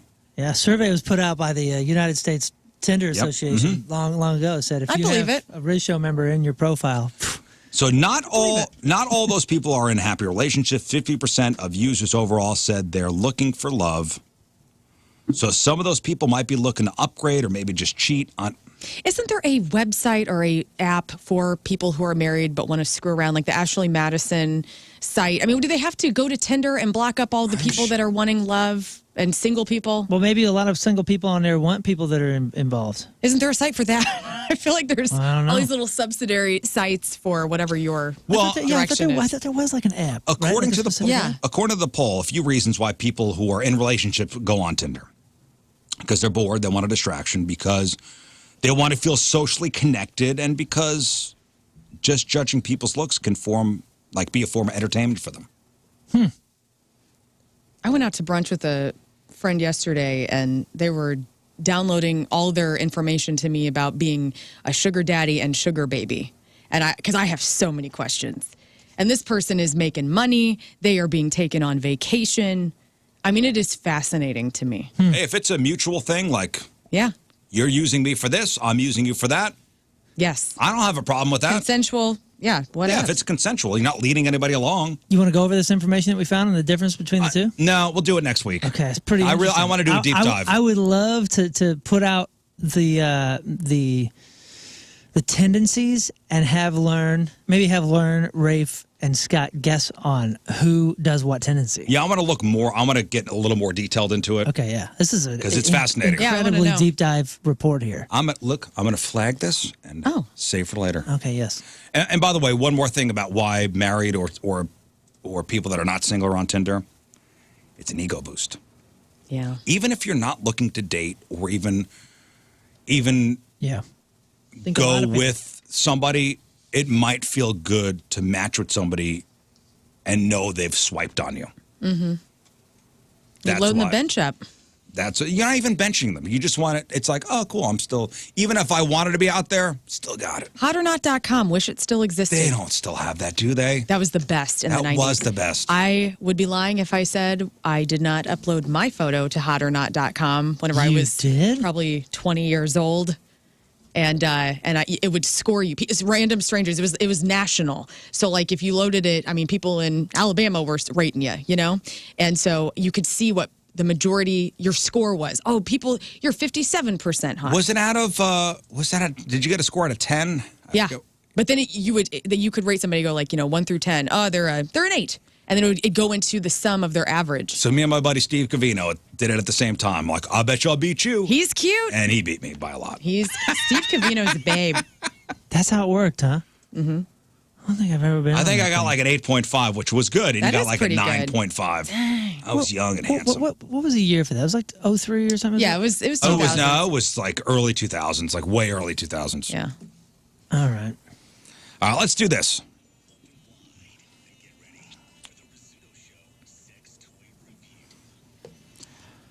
I hope I got an 8.5. Maybe it was like a 7. I don't know. I know it was better than a 5. I know he kicked my ass, by the way. He got like a 9.5. The way I remember it is. And then he started calling himself the hottest Latin in Manhattan. That's what Steve said? Yeah. He could, you know what? He could claim it. Yeah. Still a babe. The hottest Latin in Manhattan. All right. Moon, what do we got this week? Oh, guys, well, we have the wrist and ball restraint. Wrist to ball restraint. Wrist to ball restraint. This is exactly what it sounds like. It's a restraint made out of leather that restrains your wrists and then ties them to your ball behind your back. Oh, behind your back. Oh, yeah. Oh, yeah, yeah. And then down the backside. You see? Oh, okay. You see, your hands go in these. Behind you. That's right. And then this strap goes down your. Okay. And then this thing goes on your hoo-hoo. Okay, so it goes down your back, like in your crack. That's right. Okay. So if you move suddenly, you're going to feel it. Oh, yeah. It says, if you're into CBT, then this is the restraint for you. I think Not that's CBD. No, CBT. CBT. Right. We're not going to say what that is. You're going to have to look that up Cognitive behavioral therapy. Nope. I think it's compulsive something. It's not that. Balls training. It's not that. Oh. Designed to connect your wrist directly to your nuts. So every move you make will torque your low hangers for a mix of pleasure and pain. The nut strap is removable, so it also doubles as a handy set of wrist restraints. So you're getting a 2 for 1 here. Yeah. This whole thing can come apart and just have the leather handcuffs. $139.95. Whoa, pricey. 5 stars all across the board. Everyone has rated this 5 stars. It's one of the few that has nothing, no negatives, no small marks. First review says, these are very well made, very sturdy, and impossible to escape. I love the different limited positions that these force a sub into. They're great for training a selfish sub who's hyper-focused on their... Closing off that area can make the sub focus on other aspects of play or to have to work to earn some attention. 100% rating, 5 out of 5. That's from Peter. Next rating says, Daddy loves this. Putting this on me flips a switch, and I just want to... Yeah. They are too small for me to get into on my own as described above, but no worries. He puts them on, and there's no chance of getting loose until he says so. That was by Ox, 5 out of 5 stars. The next one says, what an awesome invention. It's great for self-bondage, and it's not easy to get out of, winky face. That's anonymous, 5 out of 5 stars. And the last one says, there is no getting out of them with the strap in place. Even without the strap, I'm missing a word there, I'd be really surprised if anybody could get free. Outstanding workmanship. The leather is of very good quality. Anonymous, 5 out of 5 stars. Great quality. I mean, for a price, it better be good quality. $139.95. That's real leather. But really, we're going for quality. You know, if I'm going to get something like this, I only want the best. Yeah, and I was looking all over the site longer than I should have been to see if the lock and key mechanism actually came with it. Couldn't find it. Couldn't figure that out. Lock not included. It might be, but you know what? All right, this quality. is the, what is it called? This is the wrist-to-ball restraint. Wrist-to-ball restraint, $139.95, 5 stars. That's a sex toy of the week. All right, we're going to regroup here. It's a little hot in here. Hot? Why is it so hot? Yeah. All right, well, we'll take a break. We'll come back, and Moon has sports, and I have your headline Hooshe of the day. All right, let's get to today's headline Hooshe story. And it's sponsored by Moritz Royce Jewelry, the official jeweler of the Rizzuto Show. So let's go to Las Vegas. Here we are, Sin City, huh? All right. What happens in Vegas stays in Vegas, huh? No, not with this dude. So this was last Sunday night. 35-year-old guy from Long Island was at a casino. May have partied a bit too hard. His name is Brian Denolzik. Okay. I practiced saying that 50 times. Denolzik. Try it again. Denolzik. Nailed it. We wouldn't have known either way. Yeah, It's like Danilczyk. Denolzik. Anyway. So around 11:20 last Sunday night, cops got a report about a fight at the Flamingo Hotel. Our dear Brian, he attacked a one-legged man. Oh, come on. Security footage showed him go after the guy for absolutely no reason. Then after somebody pulled him off, he got naked and started streaking through the casino. Somebody had some For good cocaine reason. in their system. Yeah. So he was gone by the time cops got there, but they tracked him down at another casino nearby, still fully naked. He's all high on pumped-in oxygen and the key of C. That's right. So when they tried to arrest him, he ran off and ended up at a third casino. This time he went to Harrah's down the street, ran through the place with no clothes on, jumped on a poker table, started dancing. TMZ has video of the whole thing. At one point he laid on his back, spread him, and exposed the spot you definitely don't want to see. I mean, he was on his back, legs up, doing that. Yeah. You know what I'm talking about. I know exactly what we're talking about. You know what I'm talking about. And I would have loved to seen this entire thing go down. Can you imagine being at the slots, cranking it? Oh, yeah. Also, Talking about this slots. There's slots. happening. Security eventually got him into custody. Police say he appeared to be in a, quote, altered mental state. So maybe drugs, maybe alcohol, maybe both. A little mescaline. Jeez. He doesn't remember any of it. He's facing charges for battery, disorderly conduct, and indecent exposure. Brian, you had to spread him, huh? Gotta. You had us all enthralled, running through town naked, but when you spread them, you went too far. Even beating up the one-legged guy? Yeah, you know what? Yes, that was terrible. Man, it is wild. Why'd you have to do that, I Brian? mean, think about have you ever been to a sporting event where somebody streaked? Yes. No. I have. I was at that famous one at the Cardinals game, and a couple others. But You've been to multiple events where people have struck? Two Cardinals games. One was like Is it streaked or struck? Multiple streakings. Streaked. Yeah. But thinking about it and watching it, I'm not encouraging this, by the way. It's not funny. You're going to get kicked out forever and ever, and I think it's like jail time and some other stuff, so don't be doing it. But it was really funny. Trespassing, yeah. But it would have been really not funny if he had hit center field, spun, hit his back, and done that. It would have been. Did you see the TMZ photo? No, but it would have been wildly funny to wildly unfunny in just a flash. We went to a a Yankee literal game, flash.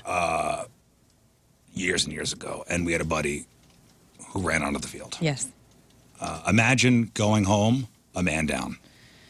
Like, we went down with Alex, but we're not coming home with Alex because Alex is in jail. What's Alex up to these days? He owns a pizza place in Connecticut. He's doing all right. See, not going around ball games, though. You can see, and I'm not saying go and do it because I don't want responsibility for that, but I'm just saying the joy that I've had when people nonviolent, when they run out and they're just hammered drunk and they're having the time of their lives and this is their moment, to be a part of the witnessing of that moment for me has been wonderful. Well, now they cut away on TV. I know. They cut away on TV as to not encourage it. No, that's the best part of seeing it. When you see it live, you go, oh, they're not going to see this on TV. No, because I think they should show it because 9 times out of 10, security annihilates them. Oh, yeah, they get their butt kicked. People got their phones out, though. You can see it. You know what I'm saying? Like, you'll see it, but I think they should show it on TV. The one that I remember seeing hit the papers afterwards because the dude had flashed or was running and his butt was facing the camera and the photo behind him, the billboard was like, "This bud's for you," or something that like was just like a perfect caption. That sounds familiar. Do you remember what I'm talking about? Yeah. It was the greatest photo, but we were there and saw the whole run, and he ran for a bit, man. That guy was elusive. He was ready to run. Yeah, Alex McDonald said he was going to do it. We didn't believe him. He did it. Sorry. And it was shortly after 9/11, so they decided to make an example out of him. Oh, jeez. You've been watching the Tour de France? Yeah. Well, I'm not watching it. I know of it. Well, I know what's going on now. It's constantly on at my house for whatever reason, and every now and then somebody will moon the camera. Yeah. And I love it. No way. Yes. I love Well, it. it is France. So they're probably like, oh, and there's another moon. Uh-huh. Happens we got time for happens all the time. Got time for a couple of emails. RizzShow1057thepoint.com or send us your instant feedback through the 1057 The Point mobile app. Emails brought to you by Big Dick's Brick Mailboxes, your one-stop shop for all mailboxes. Need a new mailbox.com. Hey there. It was really cool to have Mono Tim back. Oh. And learn what a nice-looking dude. He's super hot. Yep. Never had actually seen him from when he used to be on with the guys. Just know his very distinctive voice. You two make a very cute couple. That's very sweet. Lots of people saying that you and Tim Rizz could be brothers. Oh, he's lucky. What? And I kept being like, stop rooting this for me. Like everybody was commenting. I love Tim. It was great to see him. And your wife is coming in on Wednesday. What? Oh, confirmed? I mean, are we confirming it now? You said she was available. Yeah, great. Can't wait. This is going to be interesting. We'll do a newlywed game Oh, boy. Yeah, I with Moon forgot and his about wife that. Mallory. Has she ever been on the air? On No. the show? Oh my gosh, it's exciting. I need to amp up I need your help. I'll help. For the game? Well, people said I was way too easy on. Oh, my on God. Tim. I thought they were How fine. you can't do one game for one couple and then ramp it up for another. Yes, I can. What are you talking about? I mean, we still had to take a shot each. Oh, Dude, they had 7 wrong. It's being ramped up. It's in the process. I can't. Did we have I can't 7 stop the wrong? process. You must stop the process. They got process shot already- 4 times. It's already started. What's wrong with you? No, we got shot twice. Did we? Each. 4 It's shots. already, the process. I have trauma. I have like PTSD where I like block out what the happened. people are Was already it working twice? on it. I can't. There's no people. You are the people. I'll help. Don't do that. My wife doesn't can't. deserve. It's already- First of it's all, already happening. I'm sure I'm going to take all the shots. And I don't deserve that. By the way, thank you to everybody who commented on Tim's buns of steel and how he just took the shots and like hardly flinched. I mean, he did text me later in the day at work. He goes, "My ass really hurts." So it wasn't that it was not that he didn't feel it. He just took it, man. He just let it just Yeah, rip he took it through right there, huh? Love it. Next. Hey guys and Lern, longtime listener since the old show, big fan. Last Tuesday's show in the early AM when you talked about the past issues with alcohol really stuck with me in a way I didn't expect. Rafe sharing his stories about how and why he quit drinking really struck a chord with me, and it made me realize that I need to wake up myself. Hearing him relate his story, I noticed similarities with my own pattern of drinking and what he described and decided I needed to make a change. I won't drag it on, give you my life story or anything, but wanted to share the Tuesday show, and all of you talking about the issue truly made me understand that I have to get my crap together, and alcohol is not the solution for me by any means. Thank you for always being a source of entertainment and occasional enlightenment. I hope the show goes on for many years to come. Thanks for everything and all you do. Keep kicking ass. Well, thank you for that, and you're not the only one that texted that in and wrote him in about that. I know we're going to send all those messages over to Rafe, and he's going to try to write everybody back that he can. He's pretty much off the grid in Nashville, and will be until Wednesday. But yeah, there's very nice messages coming through, and I know Rafe's going to see all of them. So It's really cool. all right, one more, Moon. Only one more? I got to get out of here. Come on. Okay, let's see. I just returned from a wonderful vacation in Montana, stayed at a great VRBO, but the owner had a sign that encouraged guests to take off their shoes at the door, and then there were 3 pairs of slippers for the guests to wear. We didn't wear the slippers, but what are your thoughts? Keep up the great work. Like communal slippers? I guess so. Could you Team take the member slippers Mark. home? Oh, no, I don't think so. I think they were there. They don't want your shoes on in the VRBO. Now, my question is... Why don't you just wear socks then? Well, maybe they did. My question is that something you should put on the description of the rental? Hey, no shoes allowed. Yeah. I think so. Just heads up. I think it's fine. Listen, it's their property, it's their rules. But let's disclose those rules because what did we decide, or what did you say have the study was? strangers in and out of your house. No shoes? How many people have shoeless houses here? Just you? Yeah, I don't make people take their shoes I off. don't make people take off their shoes only in the basement on the carpet. Yeah, now. Old days, old Rizz, I never was allowed to wear shoes. I wear my in the shoes house. in the house. You assumed there was no shoes in the house. There's a pile of shoes, and you said, take your shoes off. I never said take your shoes off. I would never tell somebody to take their shoes off. Yes, you did. Unless it was down in the basement. Yes, you did. I think it's a good This is rule. revisionist history. I was thinking about For that. you. Saturday night, I came home and I had gone into like a restroom, at this venue, and I was thinking to myself as I walked through my house, I'm like, oh man, I got like public restroom germs on the bottom of my feet. I still walk through my house, but it did cross my mind, like where your feet have been. Maybe when I have a kidless house, which has never happened in my life, maybe I'll have some sort of shoe thing. But remember, I don't wear my outside shoes in the house anyway. I got my house Yeah. shoes. Listen, if you have an Airbnb or VRBO, Your rules, man. I guess so. But But put them on the description, right? yeah, it's just a lot to ask. It's a lot to ask of people. Also, I think it's uncomfortable to have your shoes on in your own house. Take your damn shoes off and relax. I kick them off and we have a I mud can't room. do that. I Yeah. can't have not. You and I Tim. can't have shoes off. Drives me nuts. I like Why? I don't know. To me, when you have your shoes on, or, if it's like late at night and Tim hasn't changed out of his normal clothes into his pajamas or whatever, like he's just it's too tight. You got to loosen up. You got to have a good night. But I'm not prepared for emergencies. I'm not prepared to work. I'm not prepared. It's just uncomfortable. I just feel like, what am I like? I feel like it's bedtime. You know what I'm saying? Yeah. If I'm out and about in the house, I'm not putting on your slippers, by the way. Your communal slippers. Right. It's disgusting. man, I got a bunch of great shower thoughts. We got to go. Okay. It's 9. Let's do them tomorrow morning. I got to do commercials. Let's do them tomorrow We got first to get out of here. All right, one final break. We'll come back and wrap her up. It's Monday's in the books. That's it for us. Yep. We're done. Real fast, Yeah. I found out over the weekend that the company Hey Dude, like the shoes. Oh, love my Hey Dudes. I've been wanting to get some. Crocs is like the parent company of Hey Dudes. Oh, no. Would you didn't like know some Hey Dudes? I I'm would. just kidding. I'll give you I that. have the Wallies. Like there's like the Off-brand. No. So the Hey Dudes. Yeah. The Wallies. That's an old Vans model. Is the like the Hey Dude is the company, but within the company there's like the Wallies, and I think they're the Wendy's for Okay. the women. I think they're called the Wallies. I don't know. I wear them all the time at home. Every time I see, I saw a listener on Saturday whenever Moon and I were at Prestige Pool's tent sale, and every time I see Hey Dudes, I'm like, oh my God, I need to get some of those. I have some. You just wear a size 10.5? Not today, I don't. Oh, darn. Well, let me know when you do. I'll hand you mine. Sounds good. It's all right. Yeah, there's the Wally. Dude, they're so. What? Just because they're owned by Crocs? Yeah, well, I don't know. Are they? Does this make them less appealing? I don't know. The lady told me, and I said, well, wait a minute, because we're so against Crocs on this show. No. No. There's a loophole. It's whatever, man. We are not. Look. It's whatever, man. Some of us are. Yeah, Rafe is. Well, as am I. All right, they're the Wallies and the Wendy's. Okay. The Wendy's are the women's.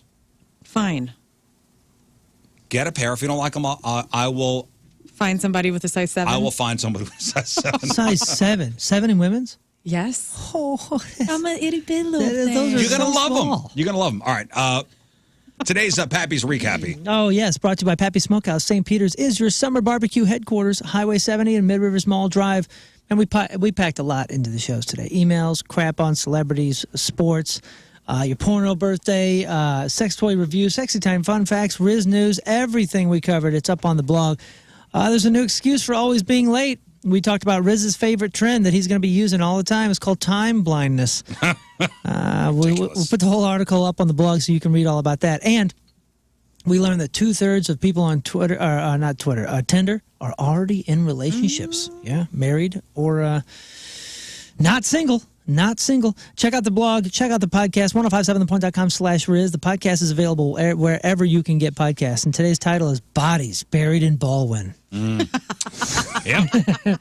All right. Anything else? No. All right. We leave you with a selection from our Team Rizz Member of the Day, brought to you by Hot Shot Sports Bar and Grill, proud sponsor Team Rizz. Visit hotshotsnet.com/Team Rizz from Pacific, Missouri. Stephen Conaway is our Team Rizz Member of the Day. Stephen. Stephen, once you hear this song, here it is. And we will see you tomorrow. Done and next. Bye. Bye. Energy It's up. IndyCar driver Graham Rahal, and you're listening to the Rizzuto Show. You know what? Happy birthday, Rizz.